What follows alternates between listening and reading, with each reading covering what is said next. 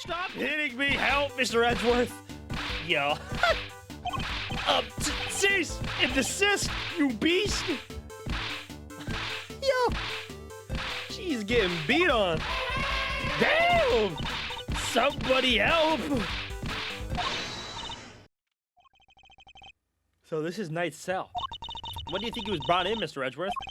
It would have to have been the evening of the 25th, just after the events at the lake. And then at some point, he wound up in prison proper, but how? There must be some evidence here that will point us in the right direction. All right, let's get looking, Mr. Edgeworth. Boom, boom, boom. Reflected in the mirror is a security camera, a great thief's greatest enemy. Nothing about this place is very thief-friendly, if I'm being honest. I think that might be entirely deliberate, okay? Guard! I'd like you to retrieve the footage from the security camera and review it as carefully as you can. If you see anything out of the ordinary, inform me immediately. Yes, sir. Hey, look at this weird piece of paper.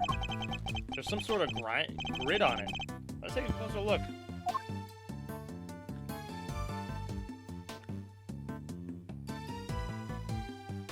Oh, shit. This grid appears to be a chess diagram. The victims, I suppose? What's a chess diagram? A visual representation of a game of chess. See how the locations of all the pieces are marked? This seems to be the closely fought contest, but perhaps if this pawn were... No, wait. Not now, Mr. Edgeworth. This is no time to be playing games. Yes, I suppose you're right.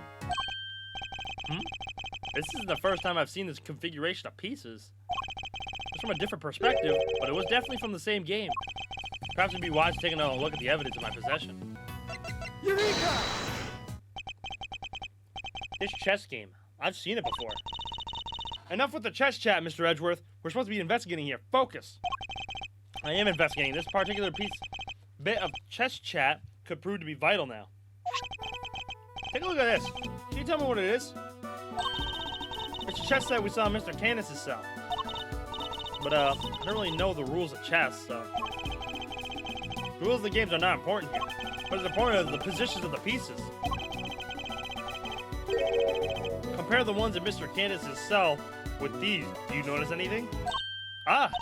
I don't know which piece is which or anything, but if you turn the diagram like this, there are pieces in the same squares. Indeed. There's no dog in the diagram, but that's to be expected. Apart from that, however, the positions of the pieces are identical. And what does that tell us? Hey man, my room ain't that bad. Are you sure, Gorilla? Mr. Knight. This could be just the proof we need to show that Mr. Candace had a connection to the victim.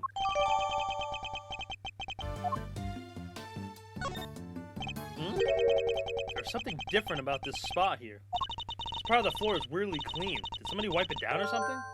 Blood. How would somebody only do that to the part right next to the bed, though? Hey, look, this newspaper's got a chunk of it missing. You're right. A few of its pages have been roughly torn out. But why? Maybe Mr. Knight wanted to clean his cell, but didn't have a cleaning cloth? It's not a totally implausible theory, I suppose, but who would want to try to clean their cell? Eureka!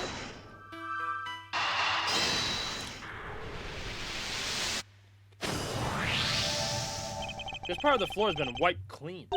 Maybe he spilled some grape juice? Who knows, but we can certainly imagine what he used to do with the wiping. He's torn out pages of that newspaper. Why wouldn't he just ask the guard for a cloth or something, though? Perhaps he didn't want anyone to see what he was wiping up. That was a small investigation. I think we've about exhausted this cell. We made significant progress by establishing a connection between Mr. Candace and the victim. This is bad, sir. Is that the guard? Security camera footage, sir. I watched it, and... What is it? Can you just show it to us? Yes, sir, I have a small playback monitor with me. What are you waiting for? Let's see it. Oh! It's animated. What the fuck? Oh, shit. I was not expecting animation. What's that? That black thing. It's that dog, right? Until now, our assumption was that the crime had taken place inside the prison proper. But it seems that assumption may have been wrong.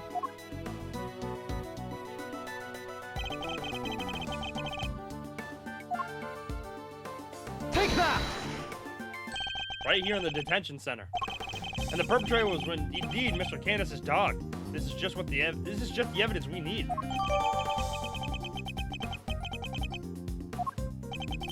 If this is where the knight was actually murdered, then one of the pieces of evidence we found in here, his cell takes on a whole new meaning. If the knight's cell was a crime scene, which piece of evidence takes on a new significance? Take that! The floor in Knight's cell was wiped clean, presumably to remove something. Could that something have been his blood? Thank you, officer. Would you mind doing me one more favor? Name it, sir. There's a detective by the name of Gumshoe somewhere in this facility. I need you to give him a message. Tell him to have this cell tested for traces of blood and report the results to Edgeworth. You got it, sir.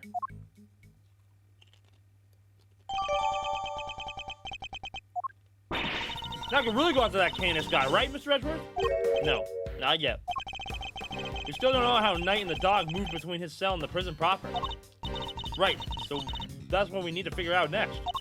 What's the play, coach? Where are we off to? I suspect one of the guards might know something. We should ask those posted nearby and see what they have to tell us. They actually have, like, animation. Like, I think that's the first security footage in a while where it's, like, actually animated. Okay, time to get Aspen. Huh? Hey, he's back.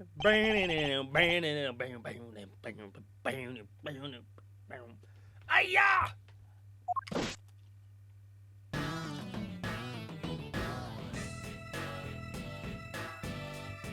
Let's go. Well, Mr. Prosecutor and his little friend. I didn't complain to you here. Must be my lucky day. This is Agent Shi Long Lang of Interpol. He was in charge of a case I worked on 2 weeks back. I think he had gone home to Shangfa after that, but here he is. You have some business to take care of, I take it, Agent Lang? You can say that. Nothing that need concern you, though. First a black hound, now a wolf, and all in black. Hey, wait. Why are you here all alone today? That's true. He's usually accompanied by an army of police officers. And here you were at it again a couple days back, sticking your nose into things. A couple of days back. It means the incident with the president of Shangfa. Actually, I thought you might be there as well, heading up the security detail. Huh, our president didn't have that much faith in the efficiency of his own country's police force. Maybe now he'll think twice before using contractors again. Amateurs.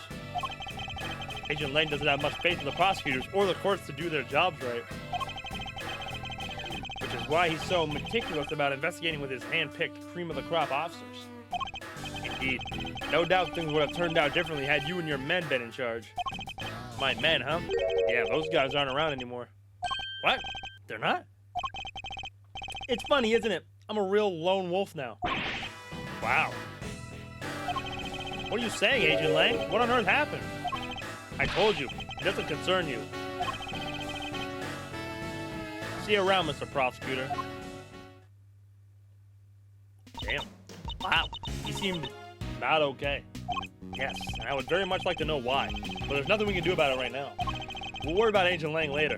We have an investigation to conduct. Alright, let's start by talking to these guards. Oh man, I'm in so much trouble. What's the matter? You seem perturbed. Oh, well, you see, one of my uniforms is missing. I could have sworn it was right here in my locker. Did it grow a pair of legs and run off somewhere? Where in the world did that idea spring from? Anyway, I hope you track it down soon. I'll be rooting for you. But thanks, I appreciate it. Missing guard uniform. Hey, those my faithful assistants I see before me? Fender, and where exactly have you been? Where have I been? I've been looking for you two. Been searching high and low. Wandering lonely through the prison halls. It was terrible, I tell you. But the prison's on the other side of the faculty, boss. So listen, I just got the lowdown on some seriously dynamite material. You want to hear it, right? Right? Seamless. I was chatting with a few of the guards, and they told me something tres interessante. Turns out the Bronxer had himself a little incident 2 days ago. Pre-mortem, if you catch my drift. An incident? Simeon told you he came to visit his pal, right? Well, it happened right after they wrapped up, when Bronx was being escorted back to his cell.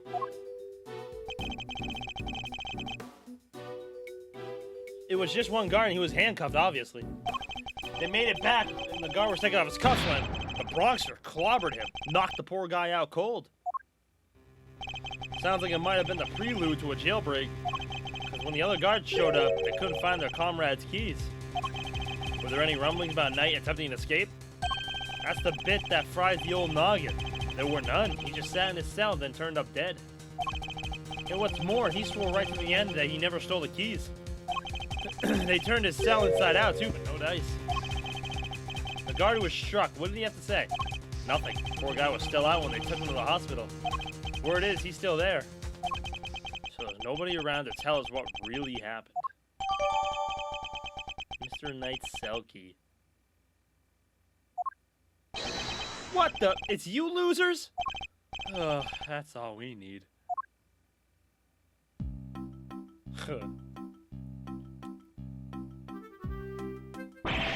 Why are you still hanging around here like a bad smell? Hey there, little buddy. Listen, Miles here is working with me now as an associate. Nonsense. You're all just here to cause trouble and turn my investigation into a fart. Wow. Eustace means farce, of course. A simple slip of the tongue. Seems like a reasonably apt choice of words to me. Judge Gavelle, great to see you again. I know who you are. You are Simeon Saint's attorney. Guilty as charged. And they'll be broken the ice. How about a friendly? Or not. I'm totally cool either way. Now, did I hear you correctly that Mr. Edgeworth has joined the defense team? Yep, and me too. We're officially employees of Edgeworth & Co. But a prosecutor is a public servant. You would draw your sword on the goddess to work for the personal gain?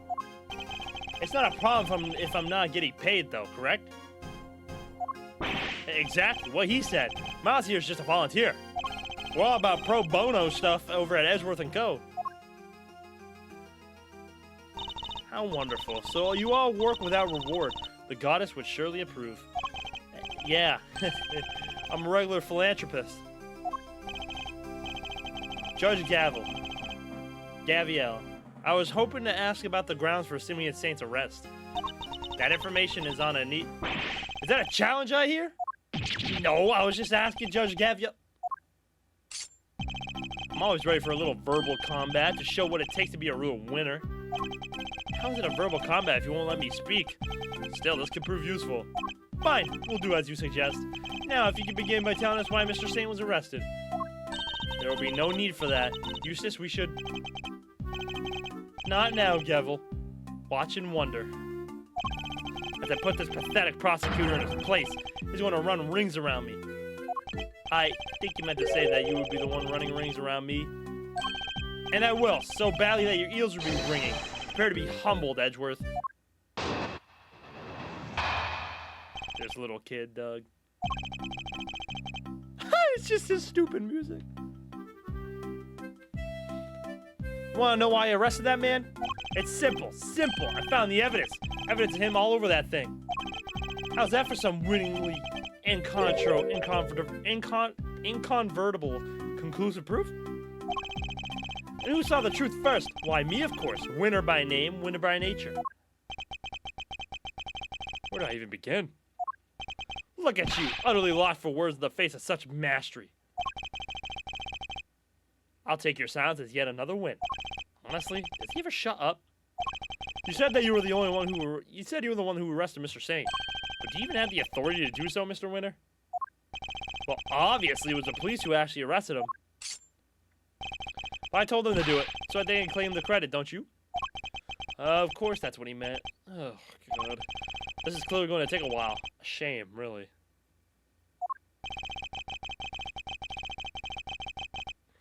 Given that, I'm much more interested in what Judge Gavelle is silently thinking over there. Hold it! I'm just checking, but you do know who it was who you arrested, correct? Eh? Is this not a joke? Of course I know who I arrested. It was Simeon Saint. Couldn't know he remembers that much, at least. Hold it! I was gonna end up pressing him anyways. Rock salad, you say? I'm impressed. Hold on, I know what you're doing here. You're trying to butter me up. Well, it might work on the chumps you meet in court, but it won't work on me.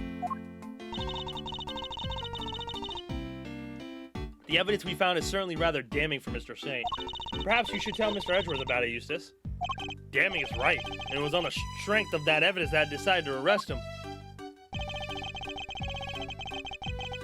Hold it! Evidence of him was all over that thing? Could you be a little more specific, Mr. Winter? Do I really have to spell it out for you, Edgeworth? I'd hope even you could put 2 and 2 together. Stop messing around. The onus is on you to provide a comprehensible testimony. Come now, Eustace. I'm sure Mr. Edgeworth and his friends would be very interested to learn how you cracked the case. That certainly look keen to hear about. They certainly, my fault. Fine, if you insist, I'll fill in the gaps. Brace yourself, because it's gonna blow your tiny little minds. I bet you didn't even know, but that victim had, wait for it, a chess set with him.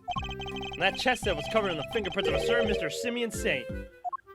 Praise be to the goddess of justice for the insight she offers, and congratulations once again, Eustace. You would not object to Eustace amending his testimony, I trust, Mr. Edgeworth? No, by all means, please do. Hold it! But you weren't the one who actually found his prints, were you? Of course not, I'm a prosecutor. I leave the dirty work to forensics. The fingerprints are certainly a problem, but then that chess set was. You should take another look at the evidence. Hold it! The only incontrovertible fact here is that you don't know how to give a proper testimony. What are you talking about? It's not my fault if you can't keep up.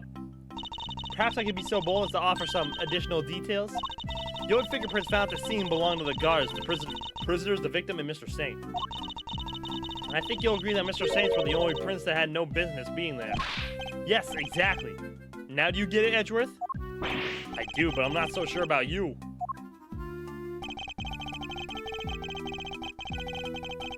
Hold it!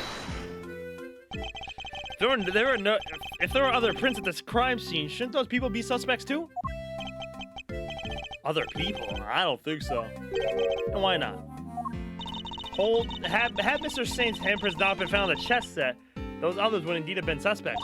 Yet somehow his prints were there, despite the fact that he had no business being there. Exactly, which Mr. Saint was saying is he is neither a prisoner nor a guard. Therefore, he should not have been able to enter the prison. Finding his prints in a place he shouldn't have had access to is grounds enough for an arrest, no? Yeah, what she said. Not bad, Gavelle.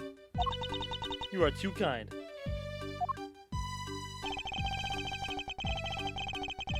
Hold it! You saw it first, and I suppose you can prove that? I made the connection the moment I saw the crime scene. With a lightning-fast deductive leap, what more evidence do you need? Well, you haven't given me any evidence at all so far, so... You still don't get it, do you? Well, don't worry. We can't all be born winners. I'm not sure I even want to get whatever he is talking about. Nice. Hold it! Are you sure you mean light years, Mr. Winter? Maybe? Light years are a measure of distance, not time, Eustace. An easy mistake to make. Oh! What was that pause for? Was he rebooting from a blue screen moment? Well, that was kind of vague and really hard to follow. Indeed. Perhaps I better start by teaching him how to properly express himself. Don't hold back, Mr. Edgeworth. Knock him into shape. Objection! There we go. I was about to say, like, what the fuck?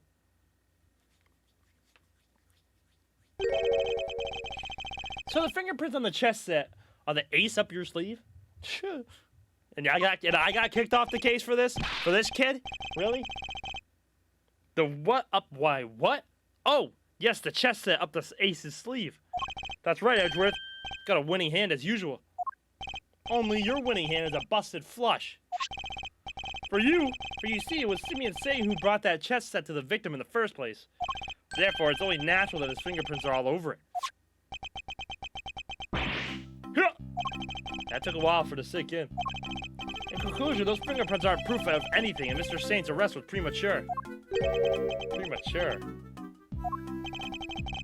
The incident took place here within the walls of this facility. It being neither a guard nor a prisoner, it makes very little sense to suspect Mr. Saint. Oh. Now what? I think you might be premature on one here, Edgeworth. And to think you were the one accusing me of being hasty. Did you just work out what that word means? Sure, I identified Mr. Saint as a suspect faster than pretty much anybody else. And I won the race when it came to picking out the crucial evidence, too. I'm quick on the draw, you see. But hasty? Not at all. You're right that Mr. Saint isn't a guard or a prisoner here, but he was... Overruled. Eustace? Judge Gavelle. Butt out, Gavelle. I have him right where I want him. Forgive me, Eustace, but if I may. While the particulars of the suspect are indeed fascinating, don't you have something a little more impressive to share with the prosecutor? Something more impressive? If you wouldn't mind, Mr. Edgeworth, Eustace made an ingenious deduction concerning the murder weapon. Perhaps you would like to hear it. Yes, of course, that. Well remembered, Gavelle. Listen to this, Edgeworth, and prepare to be amazed. Objection! With this ingenious deduction, explain why Mr. Saint was arrested. Oh, will this? Let's just say you won't be disappointed. Judge Gavelle deliberately diverted the conversation away from my line of questioning. What exactly is she up to? You seem to be better at being a lawyer than an expert. Not this kid. This kid's about dumb as hell. Ah, here we go. Now we got the actual music. Fact 1. The murder weapon was some sort of metal blade. Fact 2. Potentially deadly blade are strictly controlled within the prison walls, as we both know. From these two facts, I conclude that the weapon in the question must have come from outside. It must have been hidden inside the chest set. Since the only prints were found on the chest that belonged to the victim and the suspect, I'd say it's blindingly obvious who brought the weapon in and used it, wouldn't you? Nothing else, his testimony this time is a little more comprehensible than the last. Another winning deduction brought to you by the one winner, Eustace, prosecutor extraordinaire. More like one winner, useless prosecutor extraordinaire, if you ask me. But how could anyone even hide a weapon inside that chest set? Good question. Why don't you take a look for yourself? Inside the chessboard. So there's only one way to find out.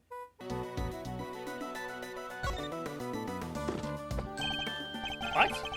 The stiff lining at the top opens like a flat door. Oh, there's plenty of room in there. Indeed. More than enough to hide something like a small knife. Ingenious. No? The killer snuck the weapon in by... Objection! Huh? What do you mean, huh? Let me finish, will ya? I fear you've not been listening, Mr. Winter, or perhaps you've simply forgotten. The detention center is outfitted with security gate. Huh? I mean, yeah, and? The security gate also acts as a metal detector, Eustace. We must pass through another one on the way into the prison itself, remember? Yes. Yes, that's right. Of course I remember. I definitely didn't. It would have been impossible to smuggle a metal blade through such a gate into the facility, which would seem to blow a rather large hole in your reasoning, Mr. Winter. Overruled! Overruled. The gate is only used to scam people. Any items that break into the facility are only subjected to a cursory check. Are you telling me that the chest set wasn't put through the metal detector? It should have been. Alas, it seems the guards have grown a little lax in that regard of late.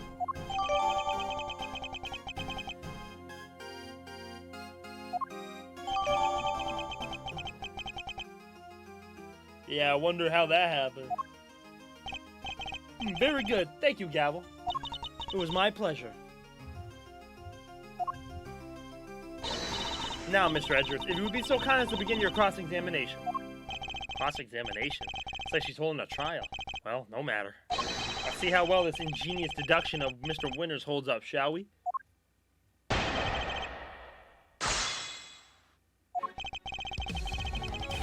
Do-do-do.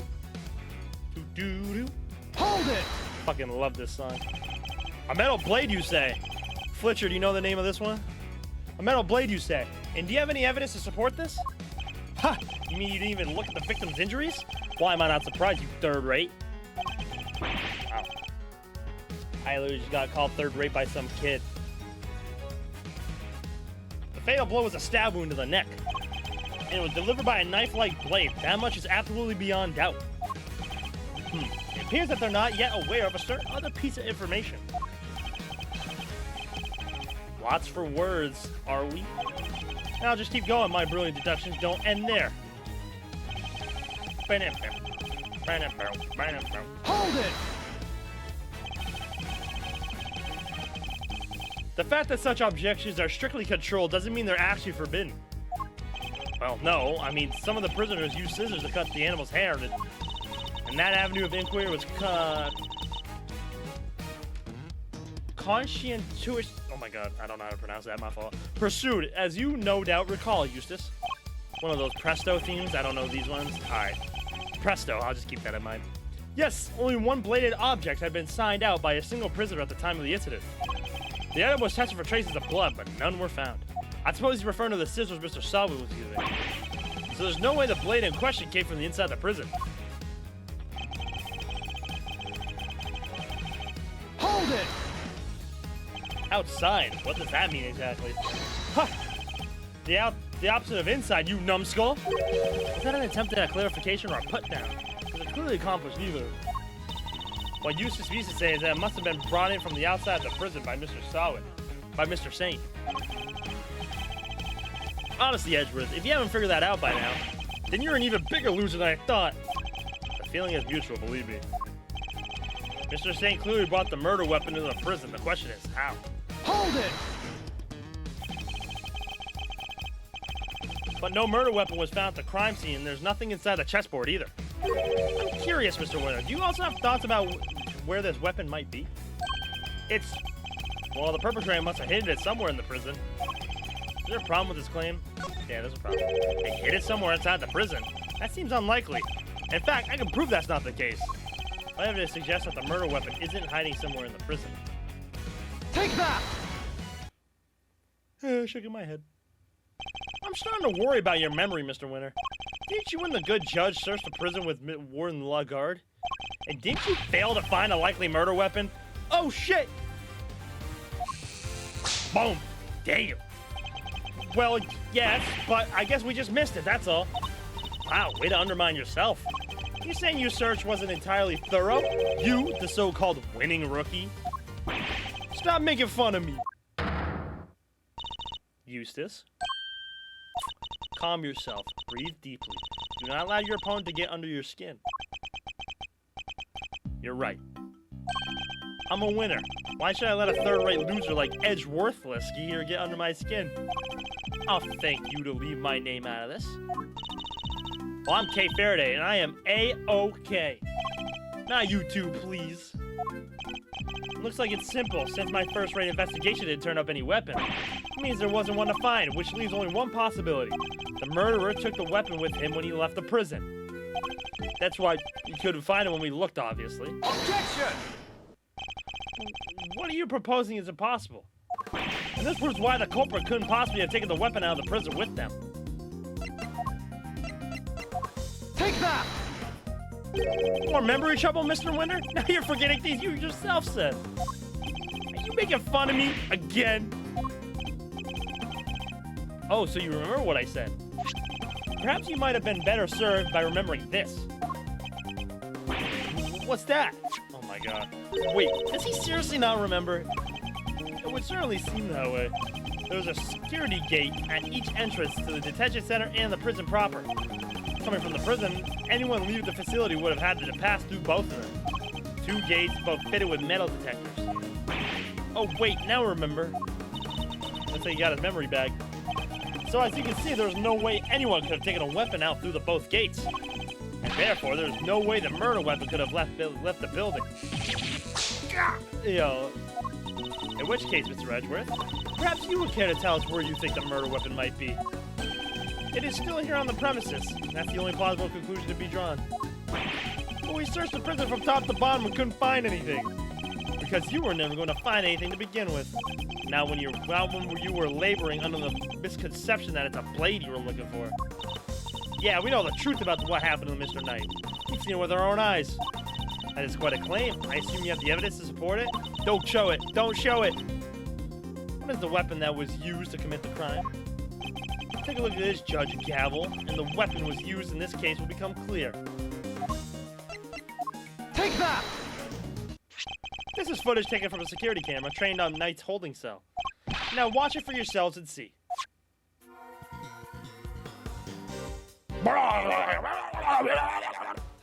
Yo, that looked like the guard getting jumped, What? But how?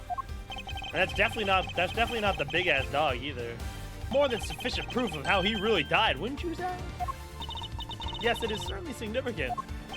So now we know that Knight was in fact killed in his cell by a vicious dog, and that dog moved the victim's body to the prison workshop post-mortem. We know this thanks to an eyewitness who saw the dog in the workshop when the body was discovered. Of course, I think we can all agree there is no way the dog could have planned such a crime itself.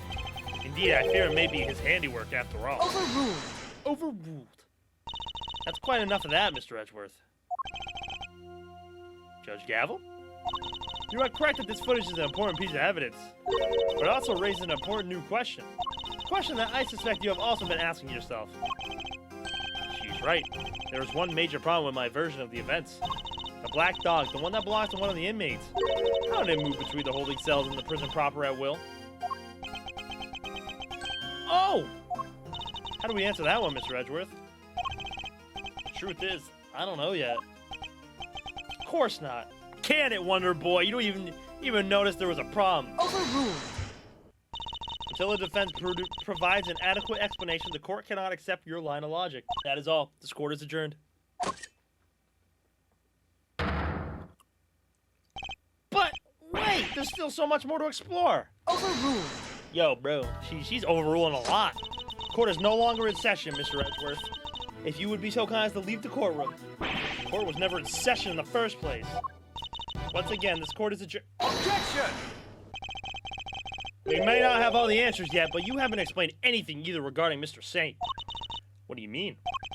Just as we don't know how the dog made it into one of the detention center's holding cells, you can't know how Mr. Saint could have made it inside the detention center, let alone the prison either. He would have been allowed as far as the visitor's room to see his friend, but no further. So it's hard for me to conceive how he could have committed a crime in a place he had no access to. Judge Gavelle, I believe it's your turn to provide some proof. Proof that Simeon Saint was able to enter the prison. Overruled. What the fuck you mean overruled? You wish for the court to provide you with proof? Highly irregular, but very well. What? They actually have something? Now seems like a good time as any. And I suppose you have been kind enough to share your own theories on the case? What's she building up to here? Fucking fake evidence? Falsified evidence? Mr. Edgeworth, I suspect you don't know what Mr. Saint does for a living, so allow me to fill you in. He is a circus performer. What? Yes, perhaps you heard of the Very Big Circus? Get him out of my head! Get him out of my head! Oh! See it now, I assume. And I am sure you are aware a show was held yesterday for the prisoners' entertainment. A show featuring animals and performers performed by members of the Very Big Circus. So does that mean Mr. Saint? Yes, Mr. Saint was allowed inside the prison as part of the show. And that fact has been confirmed beyond reasonable doubt. She held on to that fact until the last possible moment. She let me run my own theory, and only afterwards did she use it to reveal the truth. Wait, that must be why she steered him onto a different topic back then, too. I got you good, didn't I, you third-rate prosecutor? You didn't do nothing, Eustace! This has nothing to do with you. Gentlemen, the court is well and truly adjourned. If I may offer a word of advice, Mr. Edgeworth. Your conduct as a prosecutor is already in question. You would do well to remember that you were removed from this case for that precise reason. What are you trying to say? That the committee reserves the right to confiscate your badge at any time. Should you wish to retain it, you would do well to avoid crossing paths with us again. Is that a threat? The goddess of justice is compassionate, Mr. Edgeworth, but she is not endlessly forgiving. Oh, and one last thing. You are no defense attorney. Abandon this foolish pretense. Thank you for your concern. But I do not abandon anything. What I start, I finish. Well, do try to remember that two jobs are not one and the same. That a defense attorney is expected to develop something of a bond with their client. Next time, finding out your client's real occupation might be a good place to start. God, you son of a bitch! Now, I really must be going. May the goddess of justice watch over you all. Tripper! Trip Eustace! No. So Simeon lied to us. Not just you two. Guy took me for a ride, too. What's his deal?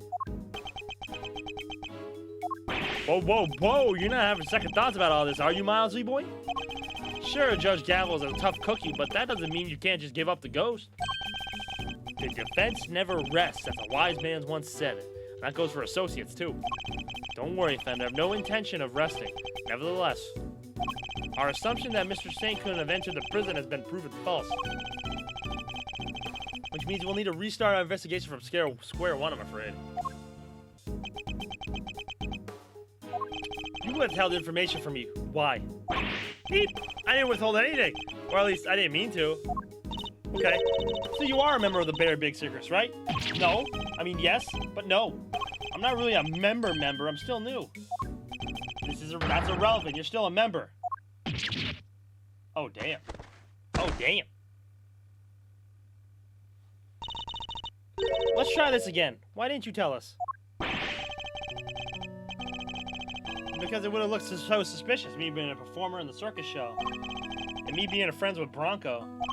I thought if anyone had found out, nobody would believe I was innocent. Not even you, Kay. I thought I made it clear that I believed in you. But when you stare at me like that, I get so terrified, You're a real smooth operator, aren't you, Miles? Any other client-scaring tips you want to share? You're really not helping, Fender. And at this rate, it sounds like we really will need to question him about everything all over again. So what do you do at the circus, Simeon? I'm an animal tamer, kind of. I'm still learning the ropes. That's so cool. Do you get to train lions and tigers and bears and stuff? Lions? Tigers? Bears? Oh my, no. I work with this little guy. Oh my god, is that, what's his name? Hold. It looks pretty tame already to me. So you're not exactly a tamer, more like one of those old-timey organ grinders. Yo, there he is. Now, money. Money, that's what it was. Oh my god. I'm trying to, oh, you little scamp. Oh, wow.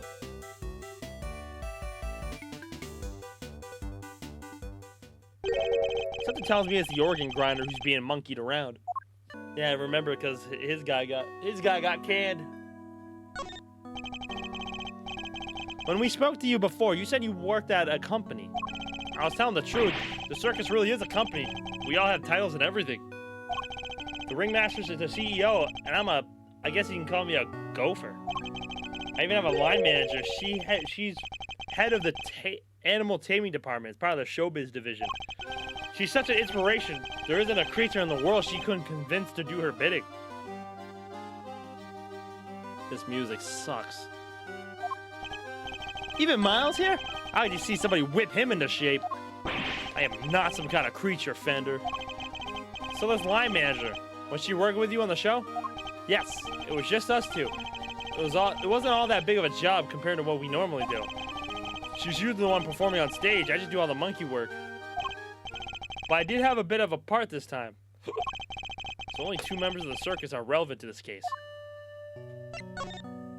Alright, talk me through your movements here at the facility. Sure, I came to see Bronco at around noon 2 days ago. And that was when you brought him the chess set? Yes. And that same evening, I started working on setting up the stage in the yard. It was so hard I had to haul everything in by myself over multiple trips. Let's use one of those rooms in the prison for a storage. Workshop A, I think? Workshop A, where Knight's body was found.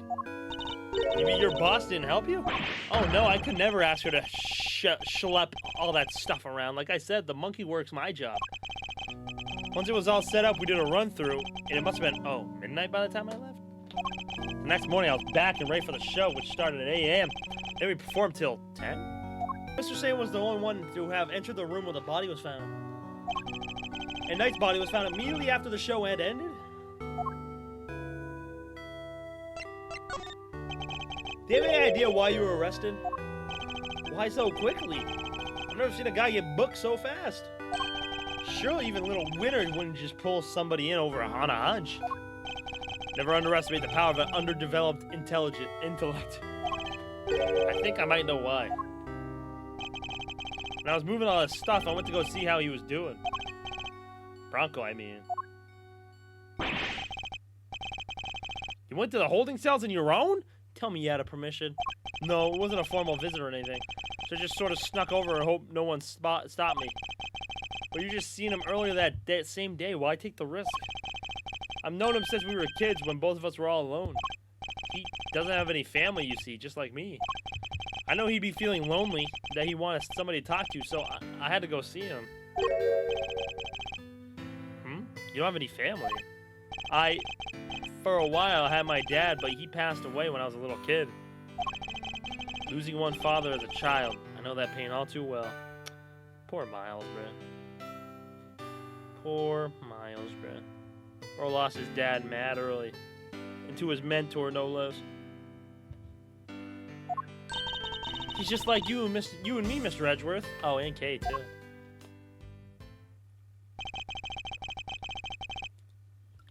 There was nobody else when you went to see him? No. The other holding cells were empty and I didn't see any guards. Well, somebody must have seen you, or you wouldn't be in there. Oh, no. I messed up so bad, didn't I? So the assumption is that something happened while the two were alone together. At least, I imagine that would be Winter and Judge Gavelle's thinking. In any case, I think we'll need to speak to your boss next. Last I heard, she's supposed to be around today, too. Somewhere in the yard. Tell her I'm sorry, won't you? I'm so sorry. Can't believe I let this happen. Sure thing, Simeon. We're here for you. If there's anything else we can do, just say the word. But, I mean, there's nothing I can do for you in return. You don't have to worry about that. We're friends. We know what it's like to be in your shoes. We're all part of the same club, after all. Right, Mr. Edgeworth? Unfortunately so, I'm afraid. Thank you for sharing such personal details with us. By the sound of it, you had little reason to kill Knight. If anything, you're one of the most affected by his passing. And what's more, I simply don't believe a person as gentle as you is capable of murder. Rest assured, we believe you, and we will get you out of here.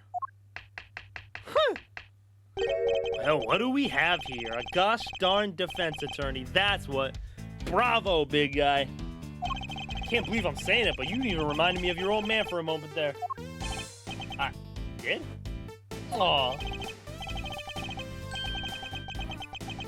From the Book of Gregory, an attorney is a friend to the friendless. Simeon, me bucko, this guy will suffer any hardship for your friendship. Things are gonna be shiply amazing. I didn't realize Talk Like a Pirate Day had come early this year, Fender. Well, that's just the thing. You never know when a pirate will strike next. Anyway, kid, want some candy? No, thanks. I don't like sweet stuff. Oh, huh? Bummer. I wouldn't mind a nice ship myself. A great thief's galleon for the dread pirate K. Yahar, me yaris. We'll sail the 7 seas together and claim the greatest treasure of all, the truth. Shiver me timbers, you two will be the death of me. Oh, come on, let's set sail for the prison yard. But no sea shanties on the way, please. Look at Edgeworth, bruh. Look, the shutter's open. That's the way out to the yard, I believe. Let's go take a look. Come on, what are you waiting for? Someone's excited.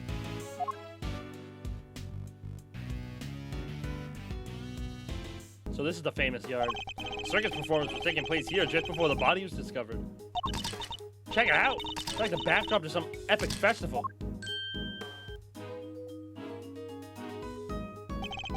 Most of the prisoners were assembled here when the body was discovered, which means that anyone who saw the show has an alibi.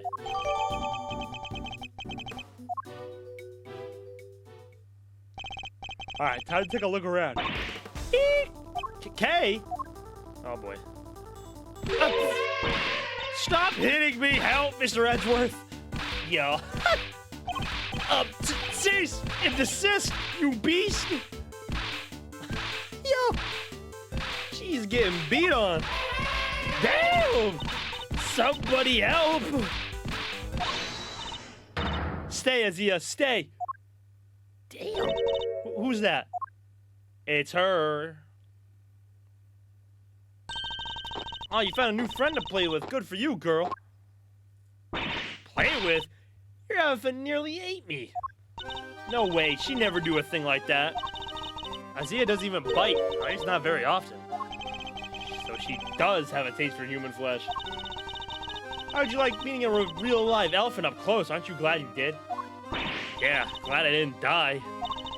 But did you have fun, right? Right? There, sweetie, don't cry. She had a wonderful time, didn't you, Kay? Don't mislead the poor girl, Fender.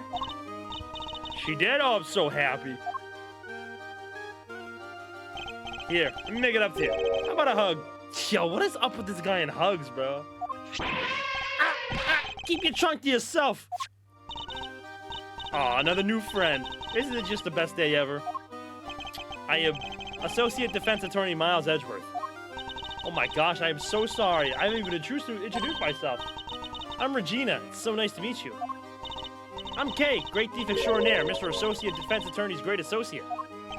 This self-introduction brought to you by the word of convoluted.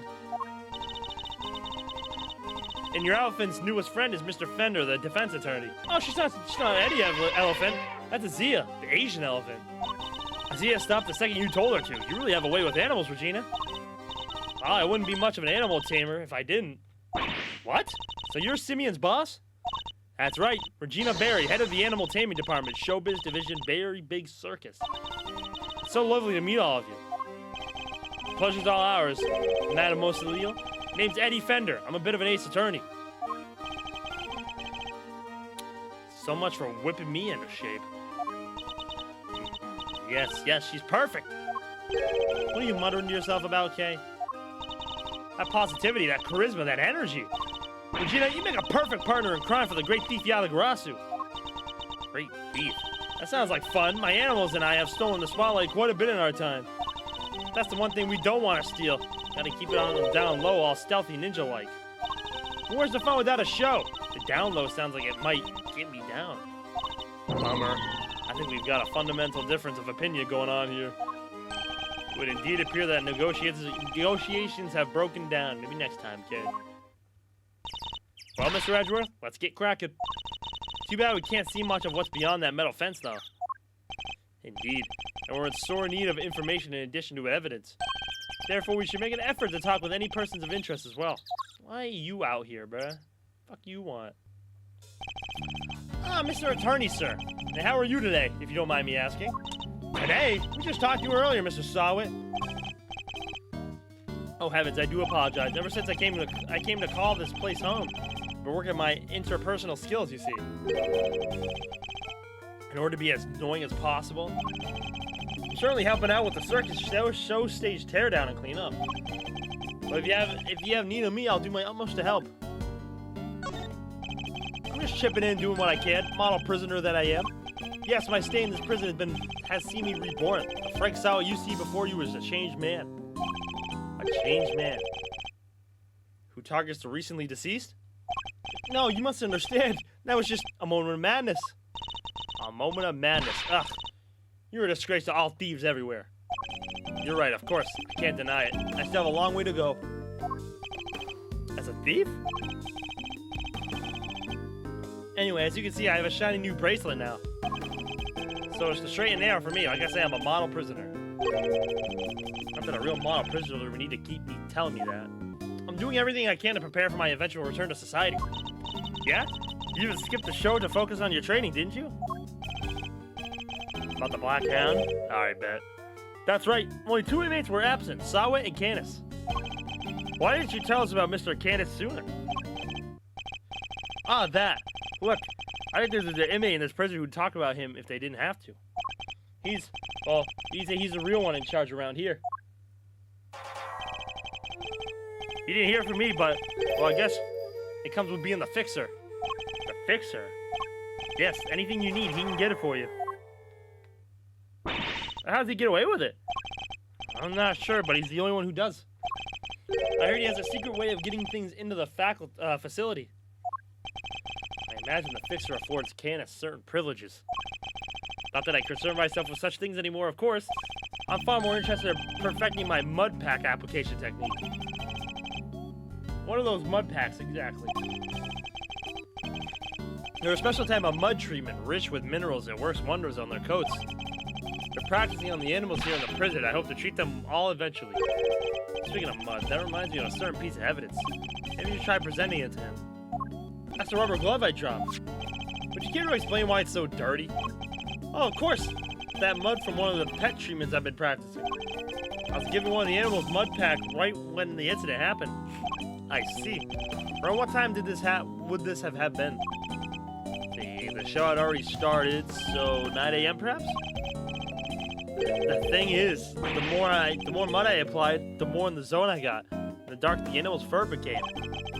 There's no trance quite like the trance one enters when one slathers an animal with thick black mud. Sure, saw it. I think the stress of prison might be getting to him.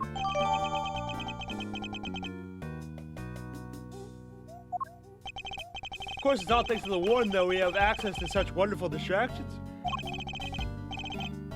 Oh, eternally grateful. Truly, I am. Am I done with you? Thank God. Alright, we'll talk to Fender, and then we'll talk to Regina. What's up? Regina! God, I hate this song. If you're the head of the animal taming department, you must be Mr. Saint's boss? That's right. My dad found the very big circus. But he passed away. He was moited. What? Moited? No, say psych. I'm sorry to hear that. But we have a new ringmaster now, and he's made the circus bigger and better than ever. He's such a nice man. He was a good friend of my dad's, too. Wow, that's great. Lucky you. I know, right? It was his idea to set up departments like animal taming, magic, and ventriloquy. Only animal taming and ventriloquy have more than one person right now. But the very big circus is getting bigger and better day by day. Sounds like you guys really are going places. They're getting on well. I'll leave them to it. Wow, what a cutie patootie! A cutie, what? Patootie, silly! But I wouldn't try to make friends with this particular pooch if I were you. He doesn't let just anyone in. The only person he trusts is his owner. I can see it in his eyes. You can see how smart he is, too. A regular wonder pup. Is that so? You can see all that just at a glance? Sure I can. After all, I'm the head of animal taming department. You know, you kind of have the same look in your eyes. I trust lots of other people. Who is his owner? Hey, yo, Miles! Can you tell me about the show? Oh, it's a wonderful thing. It even has a story. And not just any story. It's a love story. Isn't that dreamy? Sounds like a regular riot. So who's the star of the show? Let me guess. You? No, silly. That would be Azia. The one that almost killed Kay. And she falls in love with none other than Regent, the tiger. It's a heart-rending saga of forbidden interspecies romance. Whoa, Nelly. I've heard of odd couples, but that takes the biscuit. And that's not all. There's a love triangle, too. It's so romantic. It sounds pretty incredible, huh, Mr. Edgeworth? So the elephant is the heroine? I suppose there's a first for everything. And who's the third wheel? Oh, that would be the big old meanie who tries to tear our star-crossed lovers apart. Oh, what animal do you think it is, Mr. Edgeworth? Given that it's a circus, perhaps a lion? I think a raven would be cool, like the Yatagarasu. Nope, it's a sneaky monkey. That's certainly lowered the stakes. Oh, you mean money? You mean money, right? Nope, again, the role of the monkey is played by Simeon. Oh, wow. Money's far too small to play against Azia and Regent, silly. Yo, bro, put this poor guy right in the middle of two vicious, not vicious, but very large beasts? What will become of the fated twosome? It's so exciting, isn't it? Wow, sure is. So Mr. Saint was more than just the little helper he claims to be. Poor Simeon. It'd be terrible if he couldn't perform with us anymore. Can you tell me about how you set things up for the performance? Oh, that's not really my area. Simeon took care of all the lifting and carrying. He's such a sweetie. He offered to do everything by telling me to concentrate on the show. I did see him doing something near that well, though. A well? I recall seeing one behind the stage. Should examine it in more detail. You should have seen him moving those huge cages around all by himself. He's totally a hero. Yeah, sounds like something he would do. Weeping all the while. He was going back and forth between the yard here and some sort of workshop with all the equipment. The prison gave us special permission to use it for storage. But he was the only one who went down there, so I don't know how much more than that. The workshop must be the one where Knight's body was found. I guess this confirms that Mr. Saint was the one performer to have gone into workshop A. Well, this sucks. All we're getting is information that works against us. You have to help Mr. Simeon. You have to help Simeon, Mr. Attorney. We're all counting on you. Just leave it to us. He may not look it, but Mr. Edgeworth knows how to get things done. What exactly is he may not look it supposed to mean? Danger, high voltage. I never saw one of these in real life. Hey, that must be Fabulous Garden outside the warden's office over there. Ah, yes. Warden Lagarde mentioned being able to see it from her window detention center side. Wish this dumb barred metal fence wasn't in the way, though. I thought it was all one big yard. Given how protective the warden seemed of her little bit of earth, I imagine to keep riffraff like us out. There you are. Hey, Lagarde. Regina Cupcake. Oh, Warden Lagarde. I've been simply dying to sit down for a chat, you exquisite little thing. Do you mind if I ask you a little about the prison? Oh, not at all. This place is my pride and joy. My home. Sure, it was a prison when I first arrived, and it was awful and utter disgrace. Awful? I suppose you mean the prisoners were unruly? I most certainly do not. They're angels, every one of them, and they always have been. No, it was the ambience that was awful. Ambience. I fretted, I brooded, and then it hit me. The animals. If anyone could brighten up the place, it was them. Look at that little fox sting, bro, around her neck. That thing is so cute. It's nice having them around. Isn't it just? And now look at my fabulous little family.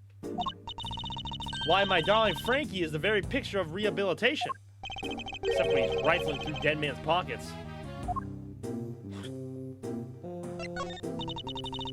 We have many success stories among the families, but darling Frankie really is a marvel. He's thrown himself into this vocational training and is always the first to volunteer for everything. What, and your other model prisoners don't do that? Oh, of course they do, my dear, of course. They're all such triers, such doers. Just that Frankie, let's just see he knows what's good for him. What exactly does she mean by that? Loud soaring music, great leaping animals, the very big circus truly has it all. Can this music stop? And everybody who comes here to see it once a month. Really? In that case, let me see. She better not be thinking of something to confess to. This monthly show, is it always performed by the Big Circus? But of course, sweetie, I'm Regina's biggest fan. That girl's my little princess, my superstar. She's so wonderfully talented. Yes, she is. Yes, she is. You just kissed that fox. Oh my god. And she's so adorable, so sweet, I could just gobble her right up. You're not lying when you say you're her biggest fan, huh? Which is why I'm worried about her. So worried. It's all because of poor Simeon, you see. If he's found guilty, why, darling Regina will be devastated. So you simply must make sure that doesn't happen, Mr. Lawyer. Please, I'm begging you. If there's anything I can do to help you clear up this awful misunderstanding, you let me know. Regina, darling, you put on the most splendid show for us yet again. The stage, the stars, and you in particular, my princess, it was simply divine. That's so nice of you. I hope everybody else who watched enjoyed it too. About that, dear, I'm afraid I have something awful to confess. There were some absences, you see. She must be Canis and saw it. We were 3 members short. Unbelievable, I know. How will you ever forgive me? I'm sorry, but you're saying 3 inmates didn't attend the show? That's right, sweetie. I counted through the seats myself. 1, 2, 3 no-shows. And I always make sure there are enough seats for everybody. But Mr. Edgeworth, that's not right, is it? Gee, as far as we are aware, Mr. Candace and Mr. Sawa were the only ones not present. This doesn't add up. Who was the 3rd missing prisoner, and what were they doing? It seems we need to investigate further. Oh, I was enjoying my chat with dear Regina so much I almost forgot. I must feed the little one. Little one.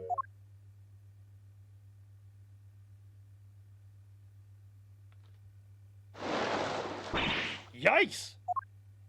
It's a fucking alligator! Alligator? You're looking as adorable as always, Allie, my sweetie.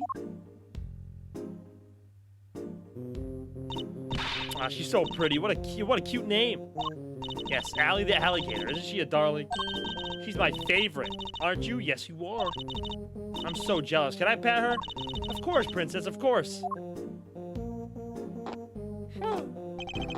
Boy, howdy, these two are made for one another. They look like they'll be busy for a while. Maybe we should go back inside the prison to check the cells. Yes, let's. Perhaps we can find a clue there as to who our 3rd missing person might be. Go ahead, gorilla. Go pet the alligator, man. Mr. Edgeworth, sir. Whew, I finally caught up with you. Gumshoe! Detective, you're not needed elsewhere?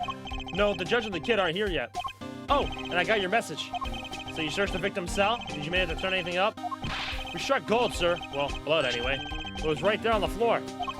Only in tiny specks, though, but at least it's something. Yeah, proves that the holding cell was the scene of the crime, right? Not quite. Proves a possibility, but it's not conclusive yet. I thought you'd say that, sir, which is why I ordered some follow-up work. I asked for forensic to analyze the blood and see if it matches the victim. They're on it as we speak. Nice work, Gummy! You thought of everything. Detective, I must say, I'm impressed. Did you hit your head or something? Yo, come on, bro. Why can't we just be like, good job, Gumshoe? Gee, don't look so surprised, sir. I just hope things continue to go in our favor. Now they're not gonna, because you just said that. Alrighty, so that's the proof the murder happened in the detention center. And for our next trick, we'll find out how the dog got over there. Don't worry, you can leave that one to me. Until the kid and his chaperone get here, we've got the whole prison to ourselves. Which is why I brought my secret weapons along. Secret weapons? That's right, a few tools of the trade that have helped me bust more than a few cases wide open. Behold, Sever's secret weapons of Dick Gumshoe, ace detective extraordinaire. Well, I don't know about you crazy cats, but I'm sold. Miles? Very well, detective. I'll try using your secret weapons. You got it, sir. Let me run you through the list. Secret weapon number 1, my trusty old metal detector. If it's made of steel, silver, or scrap, this little guy right here will find it. So it detects metal. Very good, detective. Next up, secret weapon number 2, missile. Everyone's favorite crime-fighting canine. He can track pretty much any secret scent you put in front of him, especially food. He sure is a lot cuter than Mr. Candace's dog. Now for secret weapon number 3. Where'd I put it? Aha! Oh shit, I went too fast. Okay. Am I one snapper short of a school, or is that a fishing rod? Don't tell me we're going fishing for clues. No, I mean, I just happen to have it with me is all. I see. Well, onwards and upwards, detective. Let's see what else you have. That's all she wrote, sir. Gummy, you're 4 secret weapons short of your so-called 7. And one of them was a fishing rod. Sorry, but that's all for today, okay? I'll, show you the rest next time. Why do you think I call him secret? Guy can't just go sharing everything at once. That's crazy. In that case, then I suppose the 3 you've deigned to reveal to us will have to do for now. All right, which one do you want to try first, sir? Let's do the fishing rod, bro. Let's give that fishing rod a try. You got it, sir.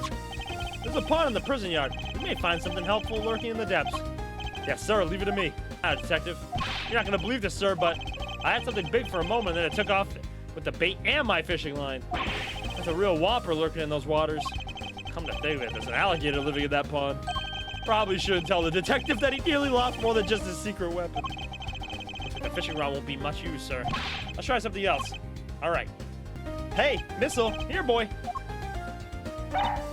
Oh, he really came. So what are we tracking? We're trying to find out how Mr. Candace's dog got out the holding cells in the first place. I suspect the same route was used to bring Knight's body back to the prison. So we give Pooch a sniff of the body. He'll find the roof for us. W Fish Jam. Does anyone else smell something sweet? All I smell is the odor of blood. It's faint, sir, but it's there. Almost like cake, maybe? Why would the body smell of cake? Okay, Missile, get a nose full.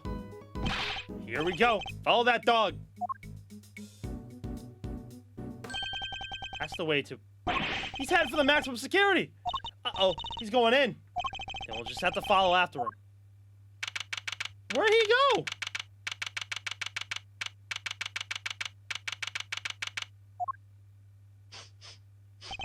This is Candace's cell.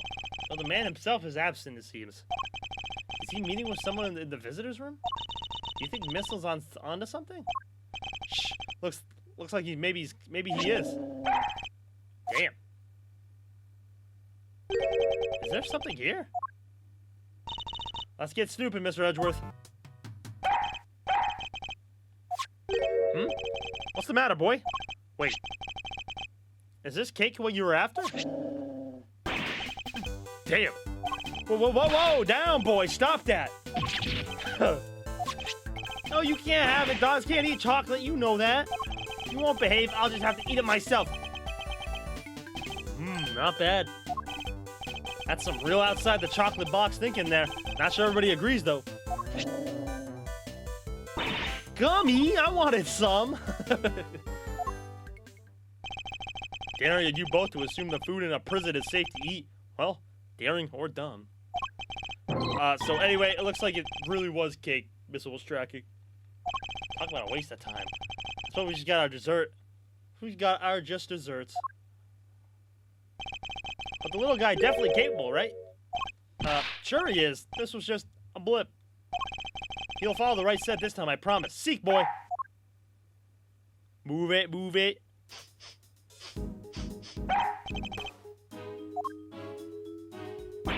Oh, I think he's onto something.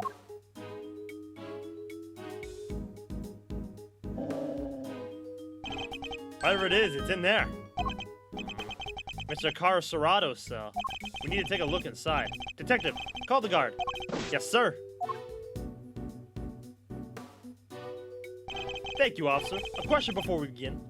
Is the prisoner, Mr. Carcerato, still in solitary? No, sir. He came back a little while ago. And he was here for the noon roll call. Guess he must be on work duty someplace. I see. Now, if you would be so kind as to open his cell? Yes, sir. Damn. Damn, he's punching the fuck out of the warden. This punching bag has certainly seen some use. Oh, shit. What breed were you again, Missile? Sure it wasn't a boxer? No way. No way indeed. Quickly, detective. Move the sandbag aside. Yes, sir. Ooh. A hole. Could this be? Whoa there. Wait, Missile. I'm going in too. Wait, stop. Sir, I'll go get her. Oof, that's tight. Shouldn't have eaten that cake. He's gone. You too, Miles. Come on. Well, I'm not going in there. Guess we'll have to wait. Damn, Miles. Really?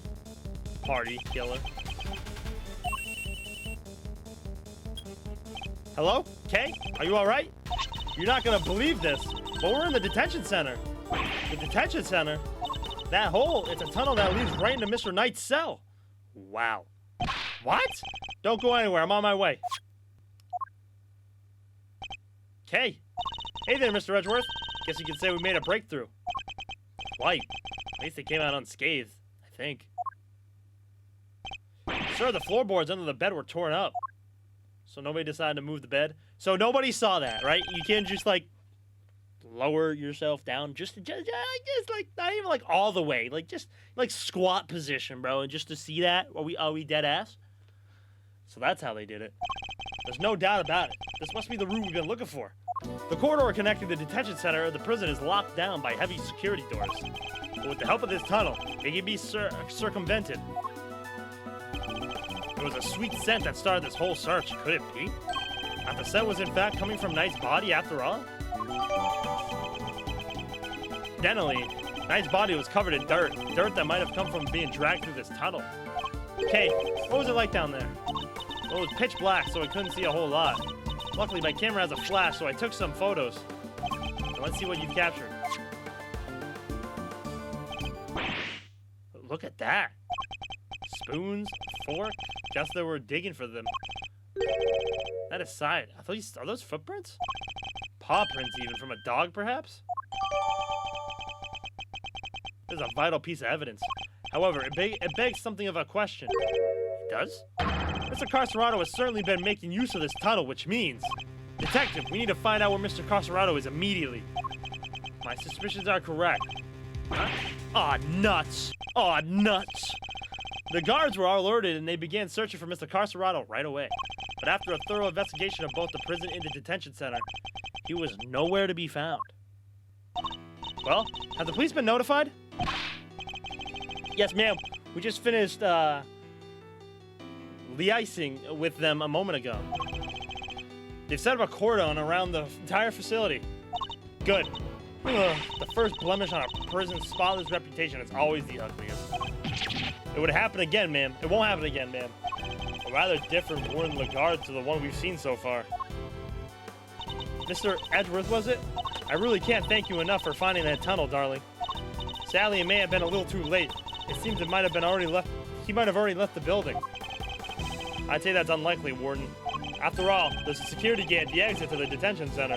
You're not suggesting you simply walk through it. What's to say there was only one tunnel, sweetie? I suppose that's true. But whatever the case, this is no time to be standing around chit-chatting. Mr. Edgeworth, would you mind continuing with your investigation? It would be my pleasure. And you three, can you get back to your post? Yes, ma'am. Detective, the results of the blood test just came back from the lab. Thanks, pal. Let's see what they have to tell us about the blood found in Knight's cell. What does it say, Mr. Edgeworth? They've identified the blood, and it's Knight's. Nice job, everybody. Teamwork makes the dream work, huh? You did literally nothing, Fender. You've got Knight's blood in his holding cell. A tunnel a dog clearly went through. And security footage showing Knight being attacked by the dog in his cell. Case closed. You have all the evidence we need. Let's see what Mr. Canis has to say for himself. Canis? Oh, darlings, are you sure? Do be careful around him, won't you? He's as well connected on the outside as he is in here. I suppose he would have to be. How else would the so-called fixer stay in business? The police have been trying to track down his accomplices for the longest time. Even I've had to lend them a hand myself, you know. That's what that was all about. Hard evidence for the police to help with your investigation, is that correct? Why, yes, sweetie. Everything related to Canis is with me now. Heaven knows how many times I've hauled this, secretive scoundrel into my office to talk to me. But no matter what I say or how much evidence I present with him with, he simply won't say a word. Prison warden conducting interrogations herself. That's regular, to say the least. Let your guard down, he'll devour you whole. Be careful, darlings. You have been warned. Ooh-wee! Here I thought things couldn't get any spicier. Judge Gavelle, I didn't expect you to find you here. We have been conducting inquiries, which, given that we are in charge of the investigation, is hardly strange. What is strange that you are still here, Mr. Edgeworth? I gave you a warning, did I not? I told you that your badge was at risk, sure I passed across again, and yet here you are. I'm sorry that you thought that I might be so easily discouraged, Your Honor. But I am not about to let the truth slip from my grasp, no matter what you or the committee might say. I'm here to present a certain someone with evidence that you yourselves should have uncovered. You have more business with me, I take it, Mr. Edgeworth? I do. I promised I'd be back to prove that you were the killer, and here I am. This should be amusing. Very well. Whenever you are ready. Objection! Objection! Not so fast. We have some truths of our own to share. First-rate deductions, in fact. Indeed, we are now more certain than ever that Simeon Saint was the murderer. And that only he could have moved Mr. Knight from his holding cell to the prison proper. We shall provide this to you beyond a shadow of a doubt. But first, a question. Are you quite determined to continue on this course, Mr. Edgeworth? Should you fail to rebut our deductions, there will be no going back. Your very career hangs in the balance. What? You mean you'll take his badge if you don't like how this goes? That's intimidation. Not at all. If anything, I'm showing him mercy. This is not Mr. Edgeworth's case, and never was. And I am under no obligation to hear him out. If he is prepared to accept the potential ramifications of his actions, I will allow him one last chance. Well, are you truly willing to take the risk? To put your beloved badge on the line? Mr. Edgeworth. Sir. I accept your terms. I am confident of my reasoning. But what's more, I am representing the firm of Edgeworth & Co. And I do not intend to besmirch its name. Aw, Fender. My duty will be done, and I will not be intimidated. Very well, let us see whether you are brave or simply reckless. By the power vested in me by the almighty goddess of justice.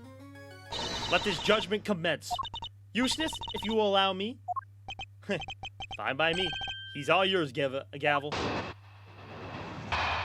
You are aware of the incident involving Mr. Knight the day before yesterday, I assume? He assaulted an innocent guard and stole his keys.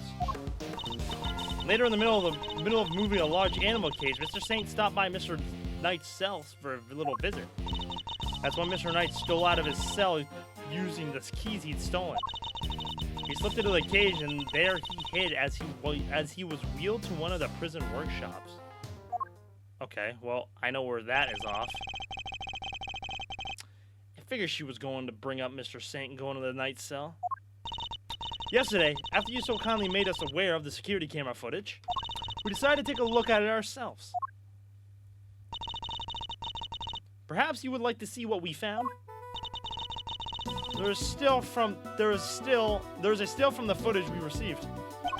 Mr. Saint speaking with Knight at his cell. Correct. You will also note that he has positioned the cage in such a way to obscure the camera's view. Come on, it's good. You can still see it. Is this the blind spot that Mr. Knight explored in order to enter the cages undetected? What are you talking about? A sound deduction based on what can be observed, wouldn't you say? A blind spot, which means that the camera wouldn't have been able to capture the moment Knight entered this cage, if he did at all. So it's possible that he didn't actually leave his cell at this point. I don't get it. Why would Mr. Knight want to hide in the cage? There's really only one possibility. He intended to escape. A prison break? That's so cool. Mr. Carceredo, Mr. Knight, everybody's doing it. I have to step up my game. Okay, now is not really the time. Mr. Carceredo's escape is no laughing matter. It is my belief that Mr. Say helped Mr. Knight with his escape attempt. That is to say, he was his accomplice. Wow, go Simeon. That wasn't a compliment! I understand the cage was briefly taken in one of the workshops. I imagine that had things gone to plan, Mr. Knight would have remained in the cage until after the show, and then removed from the premises along with the rest of the circus's equipment. Unfortunately for Mr. Knight, Mr. Saint had other ideas. He killed his friend in cold blood. Judge Gavelle's argument seems reasonable, but there must be a flaw in her logic somewhere, and I'm going to find it. I mean, I know where it is, but I'm going to press her. Hold it! Your Honor, about this incident, you have heard about it, of course. Surely any attorney worth his salt would have his sources. Yes, I'm aware of it, of course. I simply wish to confirm... Overruled! Overruled. And you are wasting both our time. Shall we continue? Hold it! Do you have any proof that Knight stole the keys? I can think of no other reason for him to carry out such a brutal attack. Once the guard he insulted regains consciousness, I'm sure he will confirm our suspicions. I wouldn't be so sure. Perhaps I should press her further on her reasoning? Sorry, but I believe there's a flaw in your reasoning. If Knight had the keys, there was nothing to stop him from leaving whenever he wanted. Why wait for Mr. Saint? There was no need, surely. He chose the option he deemed most likely to succeed. He stole the keys and hid them somewhere. and wait for an opportunity, the opportune moment to present itself. He hid the keys. I'm afraid he might have made an uncharacteristic oversight, Your Honor. But Knight wasn't hiding any keys. That has already been proven. And this is the piece of evidence that proves Knight didn't have the keys.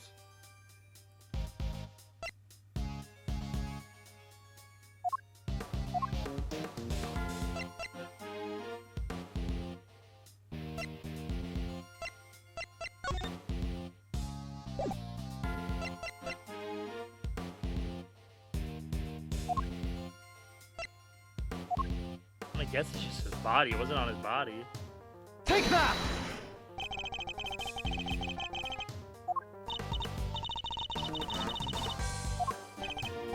Well, no, nothing seems out of place. Then perhaps you could refrain from insinuating otherwise? Well, that blew up in my face. Okay, so maybe I don't have anything yet.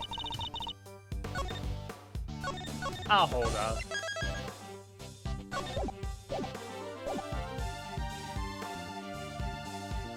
Hold it! I take it you believe Mr. Singh had an intention to break Knight out with the cage? I do. We know that he brought the cage with him on his visit to Mr. Knight's cell. Because in addition to the evidence, he himself has testified in doing so. So his trip to Knight's cell with the cage really is what made him the lead suspect. I love how they both do the arms cross thing, but...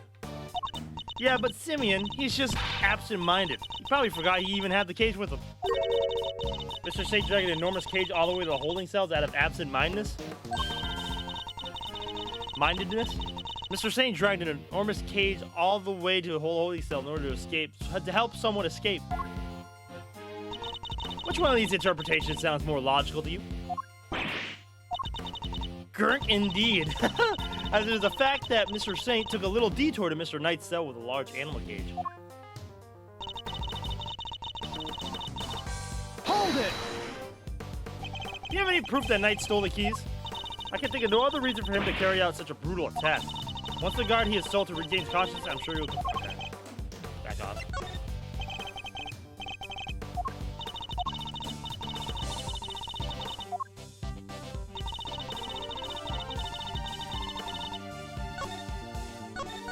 Oh.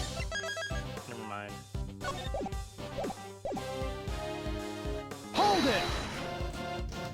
But why go to so much trouble? Why else but to effect Mr. Knight's escape? Well, the cage is made of metal, therefore it would have been exempt from the security gate inspection on exit.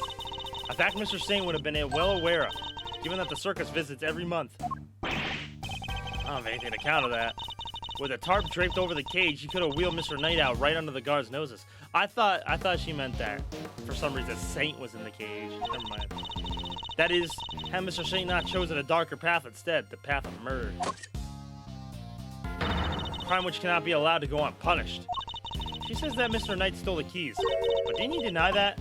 Indeed, and even if Knight didn't have them, then her entire theory falls apart. That could be the flaw I've been looking for. I should press her on the issue. Need to see that, bro. I didn't even know that was there. God damn it. Hold it!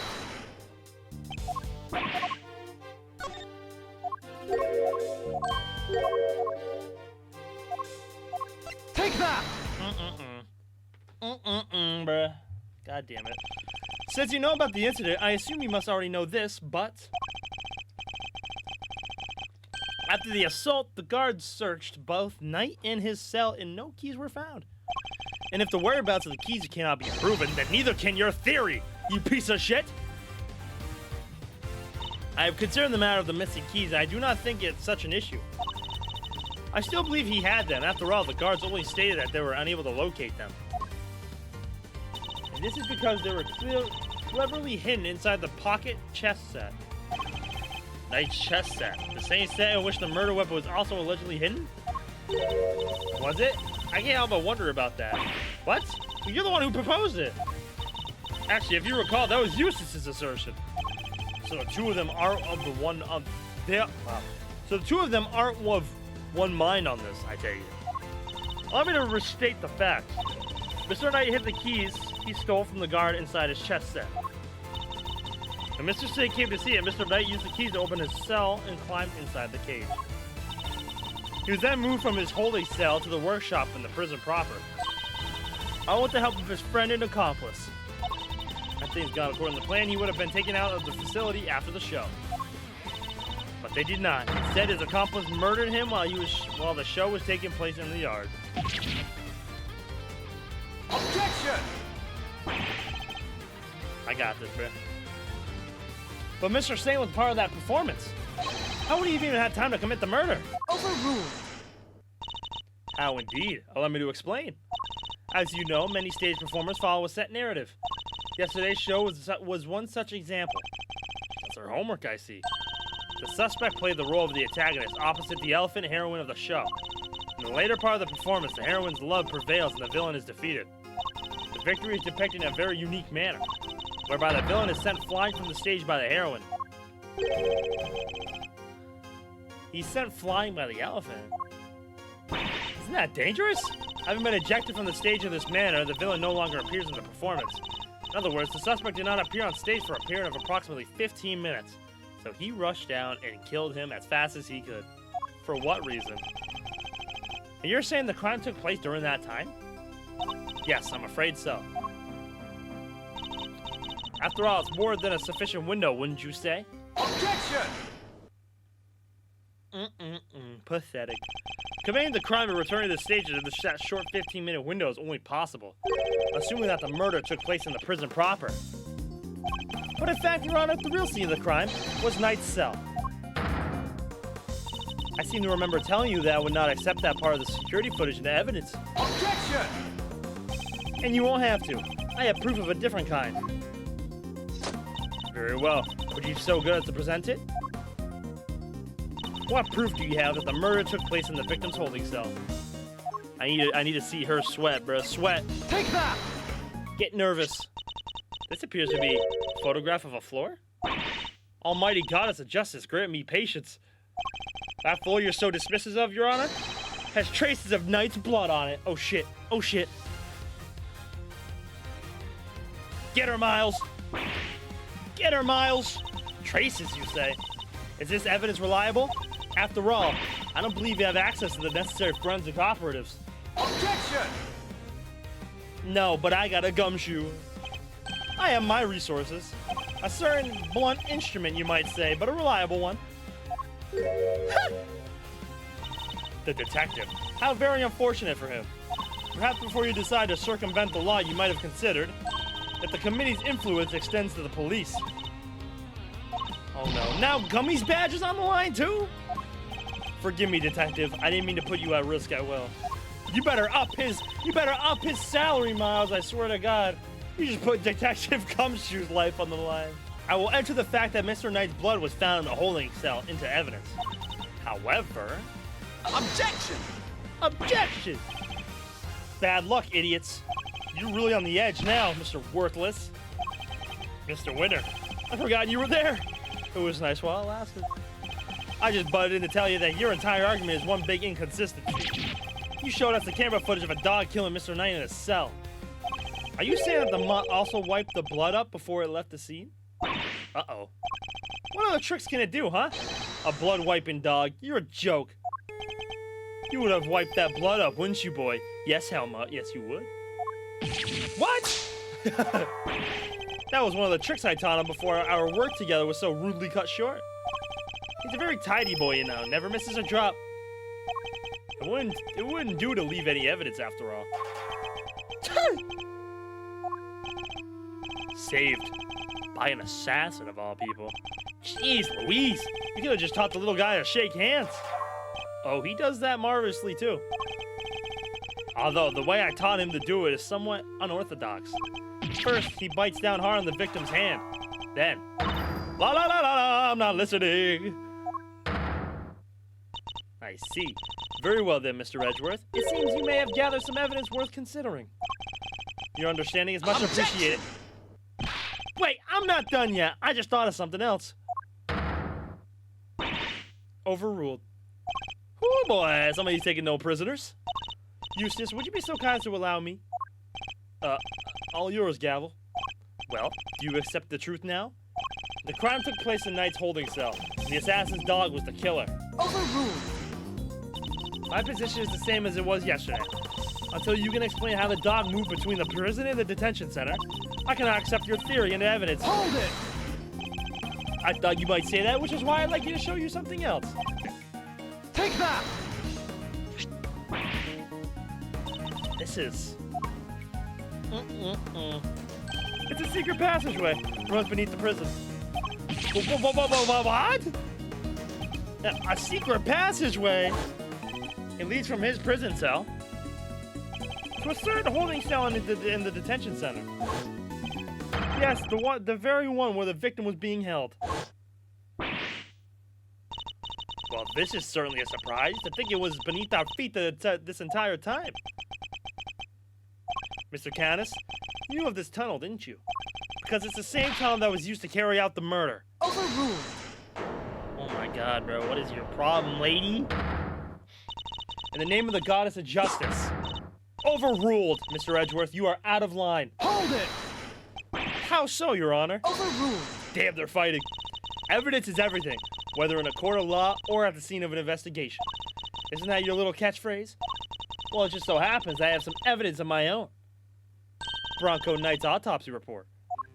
His autopsy report? When did we get that? How do you not know how you had it? The police handed it to me only a short while ago. The findings are still preliminary, but it has something of value to tell us nonetheless. The goddess of justice speaks to us through these pages, Mr. Edgeworth. Cause of death, stab wound to the throat. And the weapon is said to be a sharp blade of some sort. It seems the victim was stabbed repeatedly in the same spot, resulting in an ugly wound. Jeez. As such, the police have yet to identify the exact shape of the weapon. But its overall nature seems to be beyond question. It's a bladed metal instrument. I think it might be the keys. That'd be crazy if you got stabbed with keys. In light of this evidence, do you truly wish to continue with your flight of fancy? Or you now claim that the dog used a knife instead? But that's impossible! That will be all. This court is adjourned. Objection! But the tunnel, the paw prints! What of them? Helmut is something of a wanderer. Perhaps he just happened to cross the tunnel one day. Although I couldn't say for certain. I myself cannot wander quite so freely. That would be quite a coincidence, but I can't prove it's not the case either. She sure knows how to keep a secret, huh? Kinda wish she kicked us in the teeth a little earlier with that. She was baiting me, waiting for the perfect moment to crush me with that autopsy report. And I fell for it. Hook, line, and sinker. You are a lead attorney for the defense, correct, Mr. Fender? This is the interim autopsy report in question. I do apologize for the delay. Yeah, no sweat. Thanks for hooking us up. Yep, this all checks out. Yep. Mr. Fender, a handshake is not necessary when receiving official court documents, you know. Bro is handsy. Bronco Knight, age 24, cause of death, stab wound to the throat, instant death, a sharp weapon blade of some sort. Oh my god, that guy looks like a zombie. So please feel free to let go of my hand. It's not a holy relic after all. Well, I was just trying to be friendly, Your Honor. Had you lingered a moment longer, the goddess of justice would have spoken to you through my gavel. All right, I got it. Nice work, Gavelle. Just like we planned it. I did only as you instructed, Eustace, but thank you. This report came from the police. I have no choice but to accept its legitimacy. But if the dog didn't kill Knight, then that takes Canis out of the running. Goddess of Justice speaks to me, Mr. Edgeworth, and she is merciful. She tells me that you might keep your badge if you will finally abandon this fruitless quest. What's our move, sir? I think she really means it this time. What do you think, detective? My answer remains the same, Judge Gavelle. I will see my duty done. I will not be intimidated. Even with how things stand, you still refuse to concede? This may very well be your last chance. Your badge hangs by a thread. But let it fall if it must. I have something far more important to protect as an associate attorney. My client. The goddess of justice is no doubt saddened by your refusal to accept yet another offer of mercy. Attaboy, Miles. That's what I like to see. Looks like the defense never rests is really starting to mean something to you. Credit to your old man, though. He's the one who said it first. My father. In fact, I could swear I saw Gregory's spirit in you for a second there. You said that you've changed since your days in Von Karma's shadow. I didn't believe you at first, but I'm starting to. Thank you, Fender. All right, kids. This is where the rubber really hits the road. Put your thinking caps on.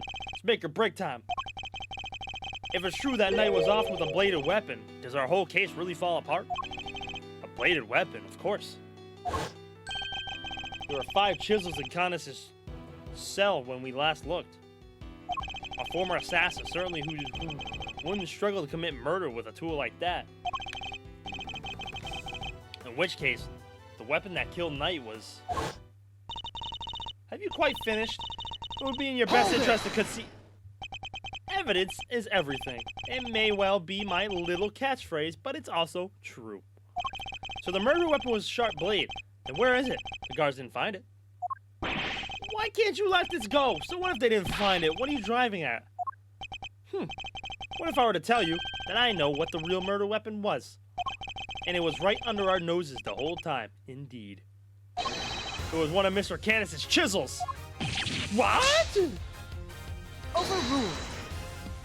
I would advise you to stop bombarding us with your irresponsible, half-baked theories, Mr. Edgeworth. You have repeatedly insisted that Mr. Knight was killed in his cell by a dog. I simply go where the evidence takes me, both in the courtroom and at the scene of the crime. If the murder weapon was in fact a chisel, then yes, the murder could not have been the dog. But that begs the question of what exactly it was we saw in the security footage. Oh yeah, the security footage. How do you explain that, Mr. Sparty Pants? An excellent question. The footage shows...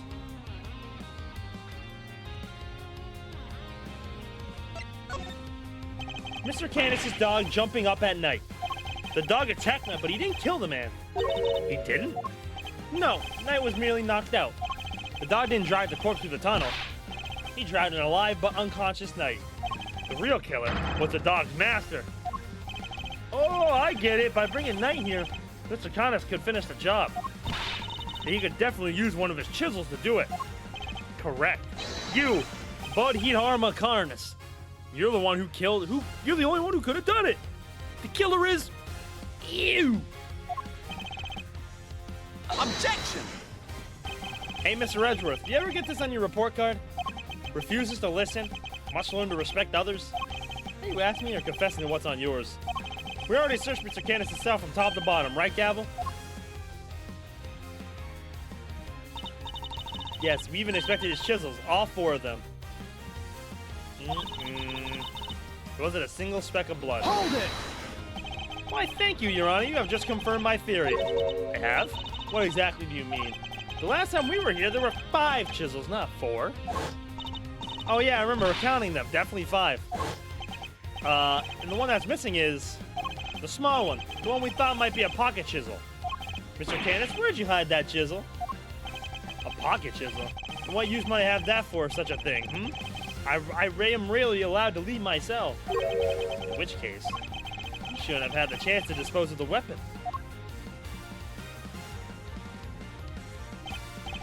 You dug your own grave, Mr. Canis. You seem to have an idea where this missing chisel might be, Mr. Edgeworth. Would you enlighten us? For a man who can't leave a cell of his own full volition, Canis could only have hidden the chisel here. Take that! Mr. Canis is still a prisoner despite the comfort he enjoys. He's really allowed out of his cell. Could have given the chisel to his dog to leave somewhere, but that would have been far from ideal. We would have no way of guaranteeing where it might end. Intriguing. Do go on, Mr. Edgeworth. Furthermore, this room is one place where a bladed instrument wouldn't raise an eyebrow. 4 chisels, 5 chisels, who's counting? A fact he took full advantage of. Ah, the old keep the incriminating evidence close routine classic. Objection! But I looked, I searched the whole cell myself, and there's just no way you could have hidden it. Objection! That's a real objection. I'm certain that the murder weapon is here. And that the reason why no one has found it yet is because it was hidden in such an ingenious manner. Do enlighten us, Mr. Edgeworth. What was my ingenious plan? think, Miles. There must be a hiding spot he can make use of. Think about when you came here previously. What are you missing? Dog. He hasn't made a sound today. When we were here before, he barked and growled repeatedly. Connors even encouraged him to do so. That must be it. I knew something was off. I can hardly believe it, but I think I know where he hid the murder weapon. Giving up already? I expected more of you, Mr. Edgeworth. Hold it! As you well know. As well you should, if you would give me a moment. For this piece of evidence shows where you hid the murder weapon. Open wide, Candace. Your dog. He seems unusually quiet today. Oh yeah, unlike last time when... Mr. Candace, if you would be so kind as to open Helmut's mouth. Oh, come now. He has a bark because he is a well-behaved boy. I had to order him last time. Then order him again, this instant. It's not like we're asking for the world, Mr. Candace. Or do you have something to hide? If you insist, come on, Helmut. Open up. And there we have it. A chisel that small was easy for a dog to consume. What? A chisel in the dog? Why is there a chisel in the dog? I thought he'd been strangely quiet. I guess his brain has finally caught up. Eustace? Why don't you be a good boy and call forensics? Tell him it's urgent. Okay.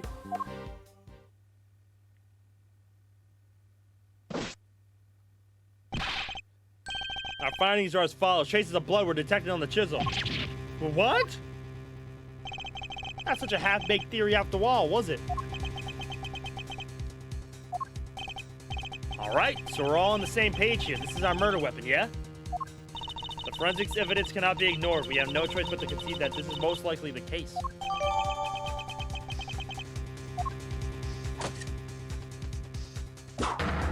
Mr. Candace, in the light of the discovery of the murder weapon, the court demands that you explain yourself. We found the route to your dog. We found the route your dog took to the holding cells, and now we have the chisel. How do you propose to talk your way out of this one? You never fail to entertain, Mr. Edgeworth. Why does he always laugh like that, even when it's not funny? Poor Helmut. How could they suspect us? You leave me little choice. I shall simply have to share with you the truth. I did not kill anyone. I have grown tired of killing. Something's not right. Why is he so calm? Very well, the court will hear Mr. Candace's testimony. If you would be so kind. Gladly. Perhaps you might begin by explaining what you believe my motive to have been. I never knew this knight. I had no contact with him, no connections whatsoever. Given that this is the case, why would I possibly wish him dead? Could it be your suggestion that it was my canine companion who had the motive instead? Helmut only bares his fangs when I tell him to. I am not so bloodthirsty that I would kill a man I did not know. I mean, when he puts it that way. An assassin only kills his acquaintances. Not the soundest business model, I agree. My work required me to deal with strangers, of course, but for murder for its own sake, that's not my style. Can you prove a link between Knight and Candace? I should go over the evidence again and see what I can discover. I wonder what we have, bruh. Objection! Bunk. You're getting sloppy, Mr. Candace. You may have trained your dog to clean up your mess, but some things still require a human touch. We found this in the victim's room. It's the record of a game of correspondence chess. What's more, the game's depicted matches the game laid out on your board. Oh, damn. What? The number of possible games have been calculated to be 10 to the power of 120, and that's on the low end. Wait, so that's 10 times 10, 120 times over, right? 100, 1,000. I give up. I mean, what do you even call a number that big? A vanquishingly unlikely coincidence, that's what. Now, tell us why you killed Knight. Unless, that is, you would prefer to explain the coincidence. Oh my god. Well, they do say that the truth is stranger than fiction. It is, as you say, a coincidence. That's totally impossible. We just proved that. Coincidence of a different kind, child. I never imagined my correspondent was the victim, you see. And yet, here we are. Helmut is as surprised as I am, aren't you, Helmut? Yes, yes.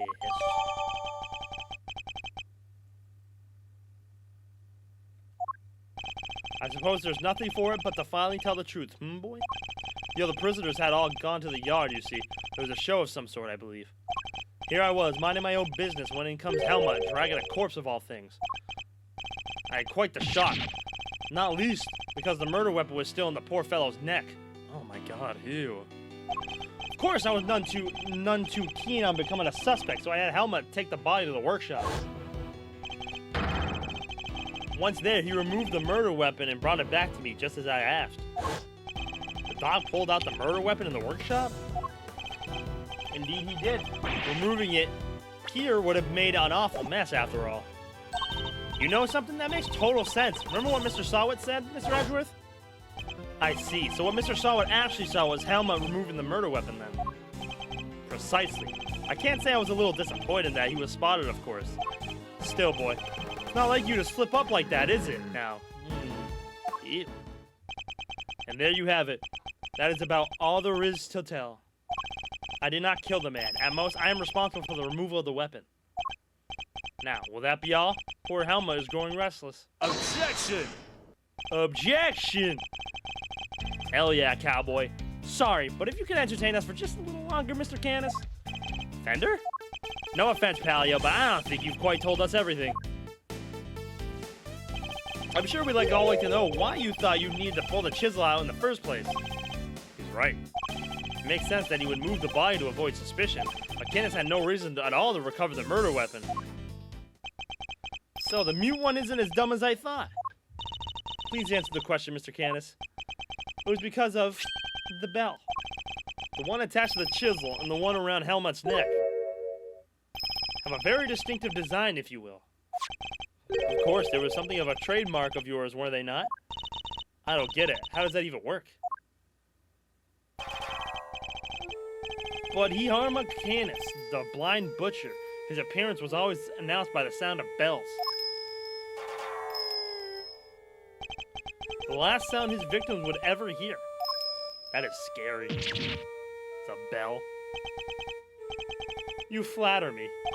Though it's been some years since you last saw one of them, you remember them well. Your knife and its attached bell were one of the pieces of evidence seized in our case against you. Yes, it was about one of my bells. Only one of only two in existence. Just two. Two and only two. One for my knife and one for my beloved Helmut. Exquisitely crafted, utterly unique. My ears are my guide, after all. And I must be able to use my tools precisely. Of course, as you said, the knife has long since been taken from me. When Helmut brought the body to my cell, I was rather surprised to hear a familiar sound. At first, I was sure that my knife had been used to do the deed. But no, a chisel. An ordinary chisel.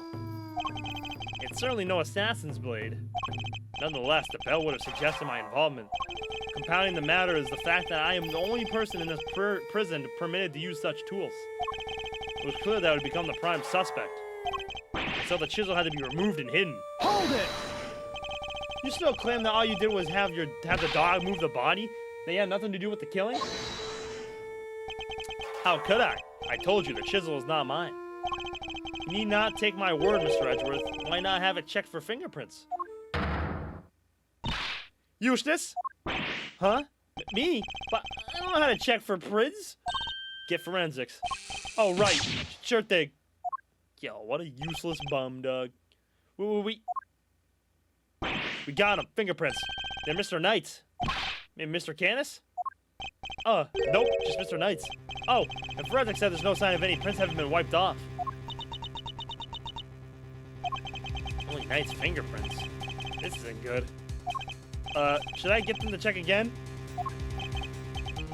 Now, do you see? I have never so much as touched that chisel. Helmut carried it in his mouth, that is all. Therefore, any prints must belong to whoever had it last. Ugh. So the murder weapon belonged to the victim. Ooh, that's not helpful. As I said, I have not touched the chisel. Therefore, I cannot be the killer. Or do you wish to suggest otherwise? I've got nothing to counter with. What could this mean? Is he not the killer after all? Is he actually telling the truth? No, he can't be. I'm sure this goes without saying, Mr. Edgeworth, but if you do not find a solution to your current predicament and quickly, I will have little choice but to relieve you of your badge. But you're not right either, lady! Huh. Even my patience has a limit, and I will not tolerate you throwing this investigation into chaos. Am I clear? You've done it now, sir. She's serious. I hate to admit it, but the fingerprints turned everything on its head. Without more evidence, I'm back to square one. Wait, something doesn't add up. A few things, actually. What would Mr. Knight have needed a chisel for? Do a lot with the chisel, child. Break out of prison for one. Alright, then how did he get it in here? There's no way the guards would let him bring a super sharp tool in with him, right, Mr. Edgeworth? Hey, Earth to Mr. Edgeworth! You can't stand there hemming and hawing just because of a little setback. The important thing is finding the truth, you know. Doesn't matter how we get there. As long as we save Simeon in the end, we can't give up now or ever. Yeah, what she said. Aww. I'll second that. You won me around with that, Kay. I'm half tempted to offer you a job for real. It's like I said, the defense never rests. Or rather, like your pop said. What do you think lies at the heart of those words, Miles? Any guesses? The heart of those words. It's like this. As defense attorneys, our client's fate rests on our shoulders. We're the only ones they can turn to. Simeon's our client, and we're the only ones who can save him. So we can't rest, not while he's counting on us. I'm not about to turn my back on your old man's legacy. Are you? I'm an associate with the defense now. No, I'm an associate with my father's firm. That's the role I have chosen, and that means that if I fail to save my client, I have failed in my duties. I will honor my father's vision and save Simeon Saint. No matter what setbacks I face, I cannot admit defeat. If one path is blocked, I must simply find another. There we go. That's the Miles Edgeworth I know. Now let's find that new path forward. You can start by trying to figure out how Mr. Knight brought that chisel in the prison. Right. How would Knight have managed to bring a chisel in here? Take that! Usually, it wouldn't be possible to bring a metal object into this facility undetected. Because of the security gates, right? Correct. Well, we already know that checks out at one of the gates haven't been entirely thorough of late. Namely, the gate at the entrance to the detention center. Knight took advantage of this little oversight and had Mr. Saint bring him the chisel. Excuse me. Hidden inside his pocket chest set. That does answer one of our questions. And I suggest that the chisel was indeed Mr. Knight's and not Mr. Candy's.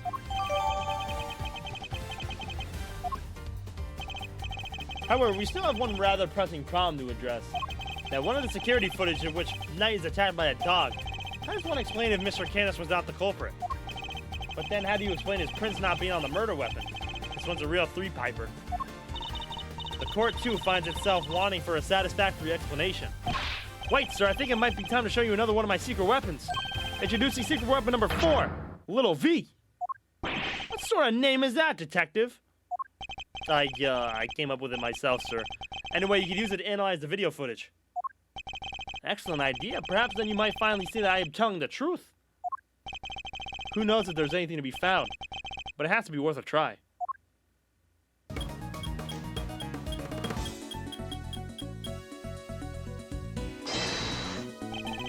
The figure is reflected in the mirror here, too.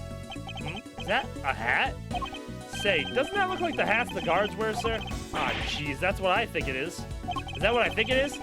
Have there been any reports of one of the animals attacking a guard recently? Not that I've heard of. So this may not be a guard at all, but somebody dressed as one.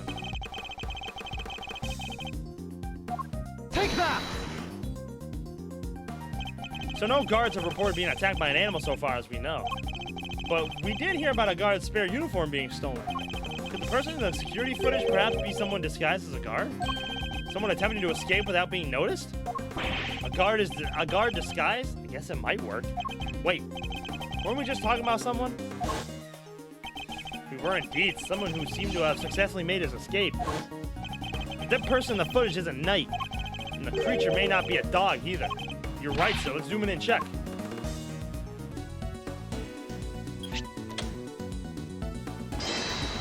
It's Teddy! Sir, look! I suspect we may have made a critical error of judgment. What we're looking at here is no dog. This animal is. That's not a dog, it's a bear. What? So the paw prints from the photo I took were not canine, but your sign. A bear? So could that mean... Yes, I think it could. After all, who else do we know with such a pet? We had assumed that it was Knight in the security footage. Well, it was his cell. It's hardly a crazy theory. Perhaps. But now that we know about the hole under the bed, it is no longer the only possibility. Whoever had access to the tunnel could very well be the one caught on camera. And who was that, Mr. Edgeworth? Would you care to tell the court who you believe this person to be? Take that! I believe I know who our guard in disguise is. It is none other than Rocco Carcerado, the prisoner who recently escaped from this facility. I'm confident it's him because he was assigned a polar bear cub as his companion. But the bear in that video is all black. Indeed, and we have evidence that explains why. The evidence that explains the polar bear's dark fur is... it the glove. Take that! Recall, if you will, Mr. Frank Sawwood's testimony. While the circus performance was underway, he was giving one of the animals a mud pack treatment. And that animal could have been a polar bear. Overruled. Mr. Edgeworth, the latest assertion simply introduces yet another contradiction. The footage from the security camera... Objection! Damn. I fully understand, Your Honor, and your doubts are entirely justified. Mr. Sawwood mentioned applying the mud pack while the circus performance was underway. And this does indeed introduce a new contradiction concerning the security footage. It does? Yes, let's put it this way. When would you expect the footage to have been recorded, Kay? If it was taken right after he applied the mud pack treatment, it should have been around 9 a.m. In which case, something isn't right about the footage. Really? And what's that? Take that! Mr. Sawyer said he administered the treatment at around 9 a.m. In which case, the security footage should also show a time of around 9 a.m. However, the timestamp says 6:42 a.m. On the day of the murder, the prisoners all went out to the yard to watch the circus. All except three. Mr. Canis, who remained in his cell in the maximum security. Mr. Sawyer, who was administering a mud pack treatment in the workshop. And Rocco Carcerado, who had been awaiting that precise moment to put his escape plan into action. Oh, look at him. And the bear then slipped down Mr. Sawwood's grass to run after its human.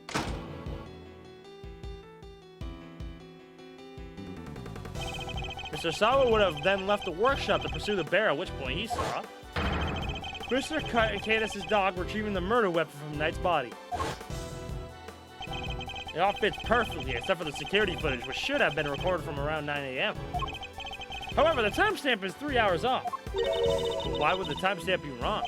Detective, I would like you to have the security camera examined right away, please.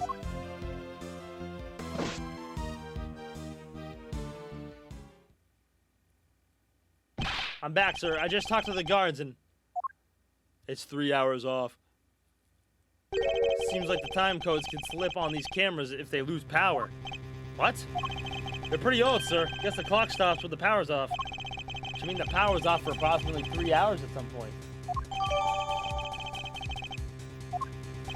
That's not all, sir. You remember how Knight denied stealing the keys? No one believed him considering, well, you know, he seemed kind of like the only suspect. Turns out that wasn't all he said. He also said he was knocked out cold just like the other guy. Which may not necessarily have been a lie. Darlings, there you all are. How goes the investigation? Is there anything I can do to help things along? Actually, there might be something we can do for you, Mr. Warden Lagarde. The escapee, Mr. Carcerado. I believe he may still be on the premises. He is disguised as a guard. Here's the proof, should you need it. We're reasonably certain that the person is captured on this tape is our man. And if I am correct, he might even be here in this room with us now. Yo. Hey, Mr. Carcerado would have been wearing a bracelet, right? Yes, a bracelet that easily could be hidden under the sleeves of a stolen uniform. Furthermore, the doors out the prison proper don't have those sensors that detect the bracelets installed. So if he avoided doors with sensors, he could simply wait for an opportunity to finally make his escape. Well, yes, I suppose he could. He'd just have to avoid the workshops and the cells and... Oh, my. He's one of you, isn't he? He's here right now. Oh, look at him. Look, it's Teddy. Oh, look at Teddy. Oh. Hey, paws off. Get your mitts off me, you big palooka. Thank you, Teddy. Very kind of you to confirm our suspicions. Dang it, kid. If it wasn't for you, I'd have... What a thing it is to be loved, huh, Mr. Carcerado? I'm almost envious. Guards, apprehend this man. A moment, if you will. I have some questions for our would-be escapee. If we are to learn the truth, I will need to speak with him. With your permission, of course. It's okay, I'll watch it. Bet. I can hardly say now, can I? No, can I? Well, come on, then. Hit me with your best shot. Mr. Carcerado's escape route led directly into Knight's cell. So it's highly possible he has something to offer. Tell me what you were doing the day Mr. Knight's body was discovered. All right. Well, the announcement? Absolutely nothing. It was literally just a recap of the series. But it had, like, Edgeworth and Wright just talking about it. There was literally nothing. It was you guys, huh? You're the ones who found my secret gateway tunnel. You know how long it took me to dig that freaking thing? I had me a guard uniform, a hole dug, and a plan in place, so I went for it all, and I went for it on the day you found the guy. But then, this little guy had just had to come right after me. The sack of fur was covered in mud, too. Had to go back to our cell. Aw. I would have gotten away with it if somebody hadn't offered Night and brought you bums down here. Off Night. You claim to have dug that tunnel just now. How exactly did you do it? How? Used everything I could to get my hands on. See? Hammers, spoons, you name it. Spent every dime I had on this cockamamie fixer. And what do I get to show for it now, huh? Do not be disheartened, friend. Tomorrow is another day. There's an outside chance Mr. Carcerado and Knight met face to face just before Knight's death. I should see what other details I can extract from him. But I hope you're doing well, though, Duster. Hold it! The tunnel you... Shut up! Who are you telling to hold it? The tunnel you said you don't know nothing. You don't know what I had to do. How to come crawling to the fixer monk. How to grovel and kowtow. Day after day after day. How you gonna give me back the hours, huh? The days, the months? Can't get a word in edgewise. You should have never stuck your nose in my tunnel. Never. You know how long it took me to dig that freaking thing? Hold it! So the tunnel is all your work? Every inch? You see anybody else in my cell when you was in there, huh?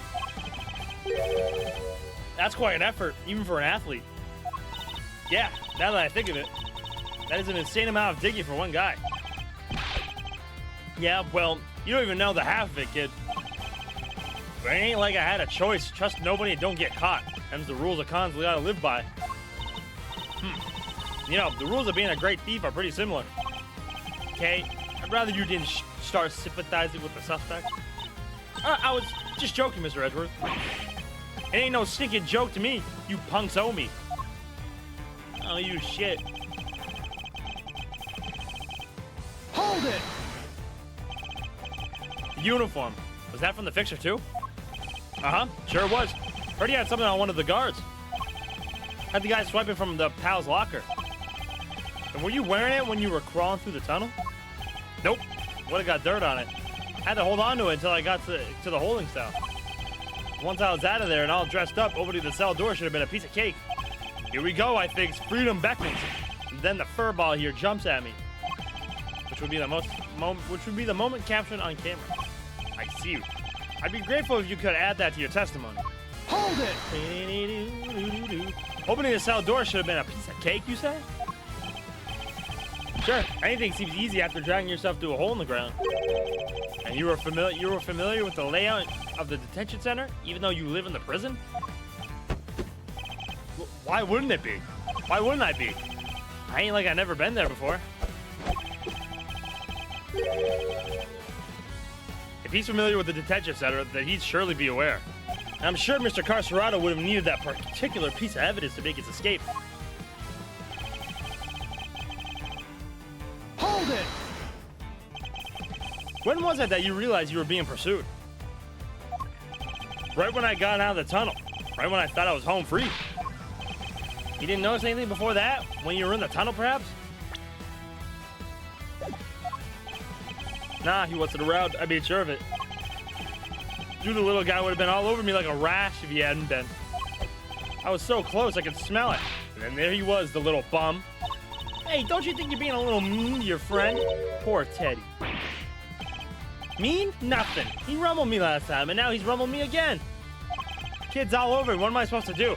Coming after me yesterday was bad enough. Hold it! You didn't consider trying to escape with Teddy? Would have if I could have, but all that mud would have given us away. Chances to break out of the slammer don't exactly grow on trees, pal. When one comes along, you gotta do it right. Foiled by the one who loves him the most. It's almost tragic. There's an outside chance Mr. Carcerado and Knight met face to face just before his murder. I should listen carefully to each of his statements and then overlook the evidence we have. Objection! Hi, Bendy. Friend, how you doing, homie?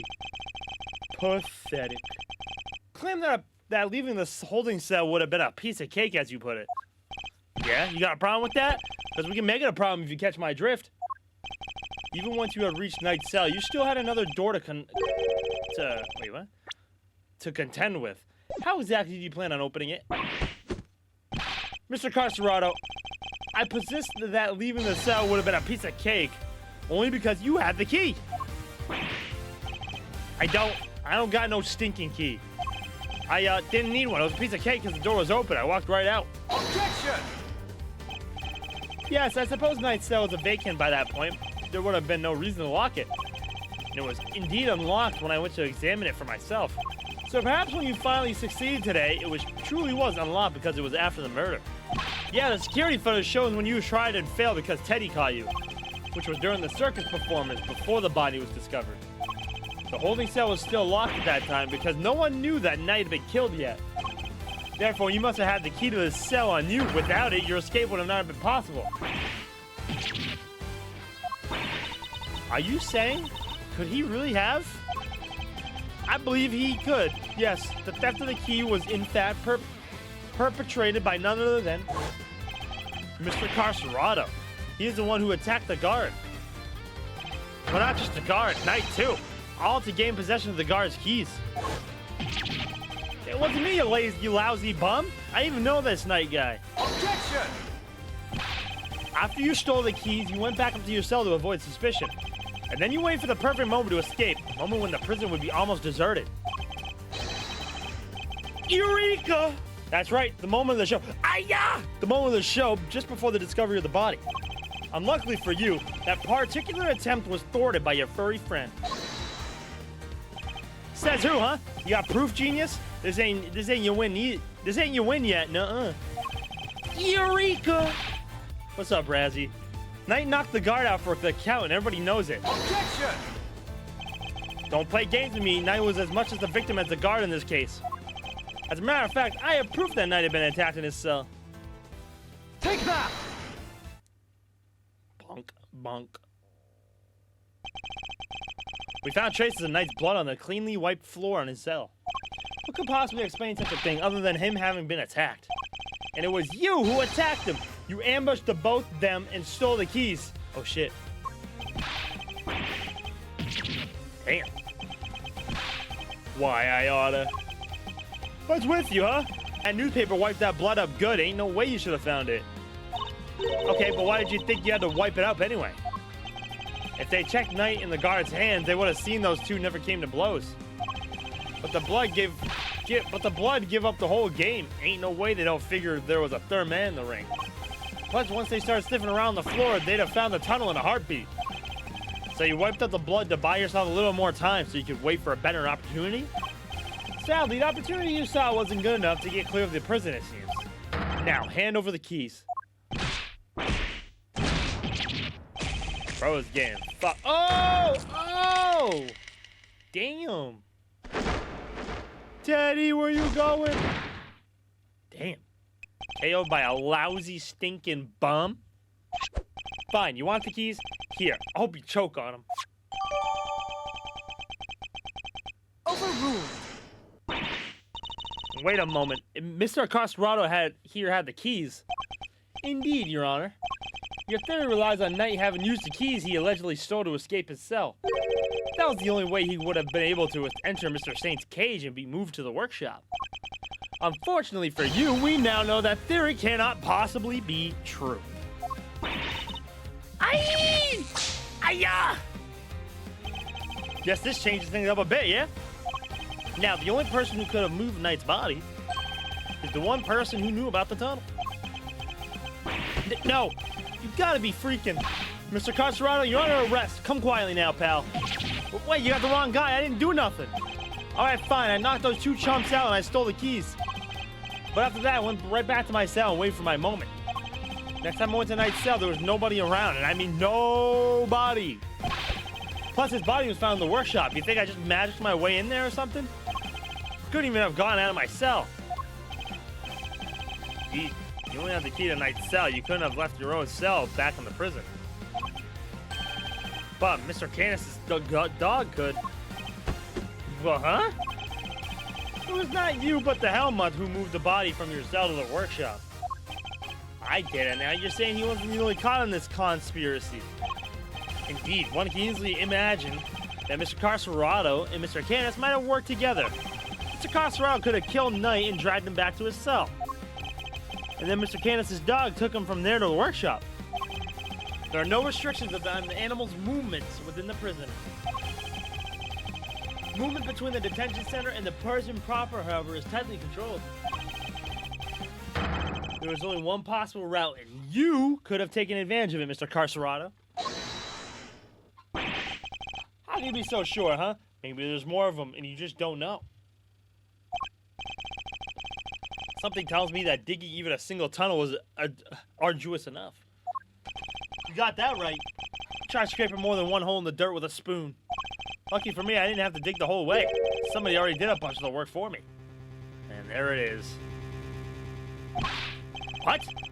You didn't dig the entire tunnel yourself? Nope, found it when they put me in that cell.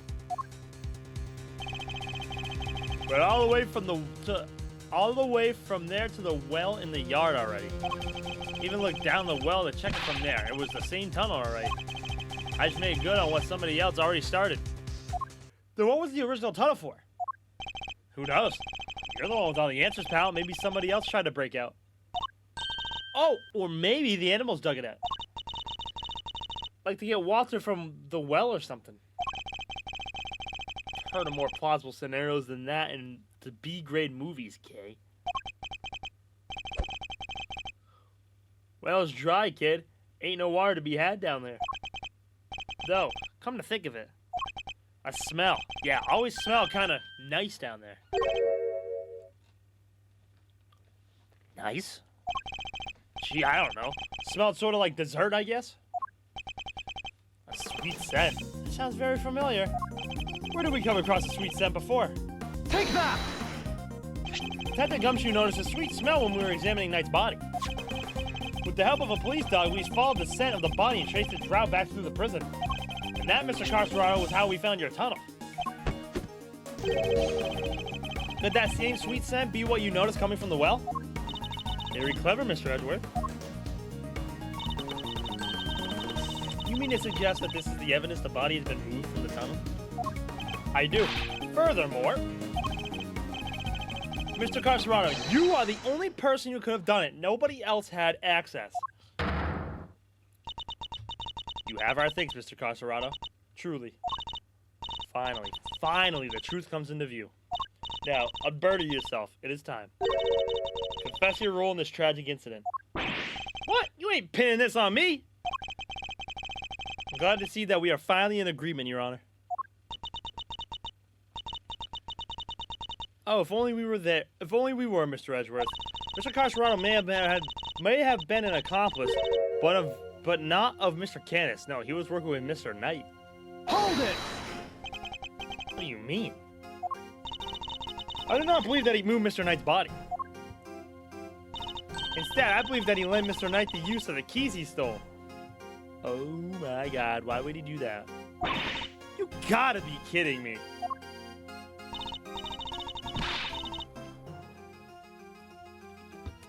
Granted, it seems likely that he attacked Mr. Knight. But that doesn't necessarily mean that Knight was knocked unconscious as a result. And what if he wasn't?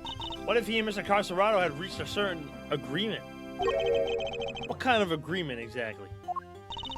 Mr. Knight was plotting an escape for which he required a means of leaving his cell. And here was that precise means in the form of keys Mr. Carcerado had just stolen from the guard. Raz Daz the Jorkin Pig. Man, what kind of name is that? Mr. Carcerado himself would need to pass through Mr. Knight's cell in order to effect his own escape. Mr. Knight needed only to shout and alert the guards, and Mr. Carcerado's plans would be ruined. And so, the two struck a deal.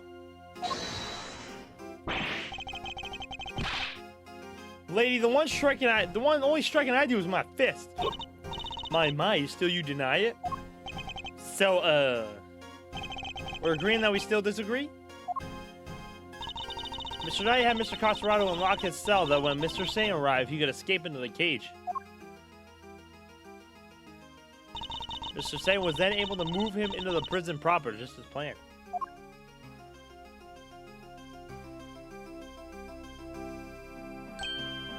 Aha! And then he took Mr. Knight into the workshop and did the dirty deed. Objection! Were neither of you listening? The scent of Knight's body proves that it was taken through the tunnel. It was moved from his cell to the... Man, put that damn gavel down. Perhaps if you would let me finish, Mr. Edgeworth. I'm not denying that Mr. Knight's body was moved through the tunnel. Then what are you driving at? Is this a trick question? As you say, Mr. Edgeworth, the sweet scent shows the route the body took. However, it did not enter the tunnel from Mr. Knight's cell. Huh? Then how did it get down there? There's another possibility, one you seem to have overlooked. The well in the yard. Could a body not have entered the tunnel from there? The well in the yard. Oh yeah, that thing. Mr. Shea did not take the cage to the workshop. He took it outside. There, he killed Mr. Knight. Threw his body down the well. But everybody else was outside. Mr. Candace's dog then dragged Mr. Knight's body here to his owner's cell from the bottom of the well.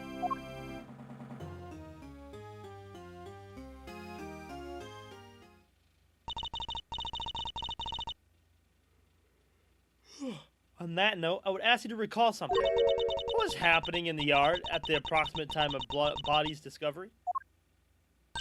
The circus show, right? Regina and Simeon were performing for everyone. Wait, Simeon? Indeed. And so you see how it must have also been him who disposed of the body? Judge Gavelle is truly a truly formidable opponent. She so effortlessly adjusted her theory to fit the facts. I propose that Mr. Knight was taken to the yard, not the workshop. And as we have established, Mr. Sane was off stage for 15 minutes. Ample time to throw the body down the well, I am sure you will agree. Objection! Fuck no. It is impressive, Your Honor. However, even supposing that Knight's body was indeed thrown down the well, you cannot conclusively say that it was during the show. It could have happened at a different time. Overruled. My sympathies, Mr. Edgeworth, but it simply could not have. What? Mr. Carcerado was using the tunnel around the time the show began. Mr. Carcerado, did you happen to trip over a corpse while you were down there? No. The place was clean. The body had been at the bottom of the well before the show began. Mr. Carcerado would have seen it. However, he saw no such thing.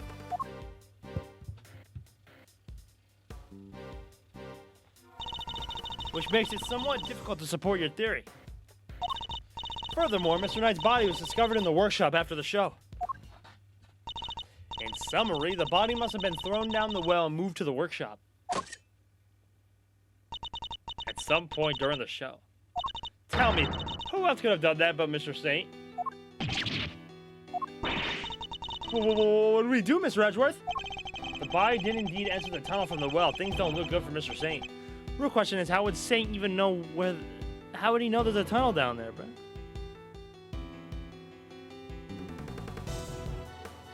Things don't look good for Mr. Saint still.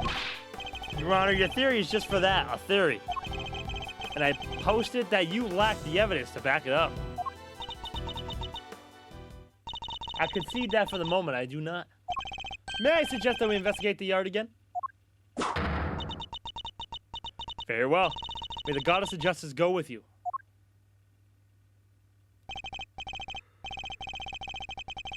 Oh, excuse me. Now then, to the yard. Perhaps we can finally put this case to rest. What the fuck? What's that sound? Yikes, is there a fire? Did somebody else escape?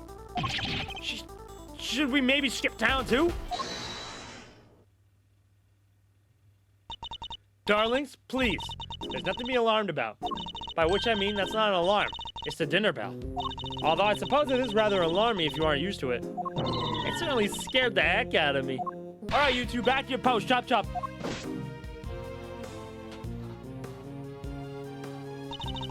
That's for you, Rocco's Carcerado. It's time you went back to your room. Gah, fine, I get the picture. Come on, Teddy. We're out of here. Aww. Warden Lagarde, we'd like to take one more look around the yard now. Oh, Dolly, don't you have homes of your own to go to? Visiting hours are over, I'm afraid. Tomorrow, No, it's imperative that we investigate it right away. I think we had quite enough excitement for one day, don't you? Murderers, escapees, so eventful. Oh, it was her. Yeah, it was her. It's time our guest went home to Betty Buys, isn't it? Yes, yes it is. Ugh. Come on now, darling. Don't make me bore you with all that. I am the warden to this. This is an order nonsense. It was her. Warden Lagarde is right. Her words is law here. We must respect her wishes. Mr. Edgeworth, your investigation of the yard will have to wait until tomorrow. You may keep your badge for now. The matter of your standing can wait. I bid you all good day. Oh yeah, she definitely hiding something.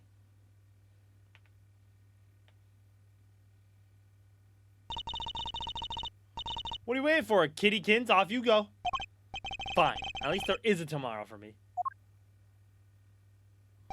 Judge Gavelle believes that that knight's body was dropped down the well and then taken through Mr. Carcerado's cell to the workshop. But is that truly the case? Do the facts really support her theory? She also seems to believe that Mr. Saint had to be the one to move the body. But was he really the only one with the opportunity to do so? Come on, Mr. Edgeworth. Tomorrow's another day. We'll figure out a way to save Simeon. I know we will. Yes, we will. I will prove that Mr. Saint is innocent beyond a shadow of a doubt. Good job, Edgeworth.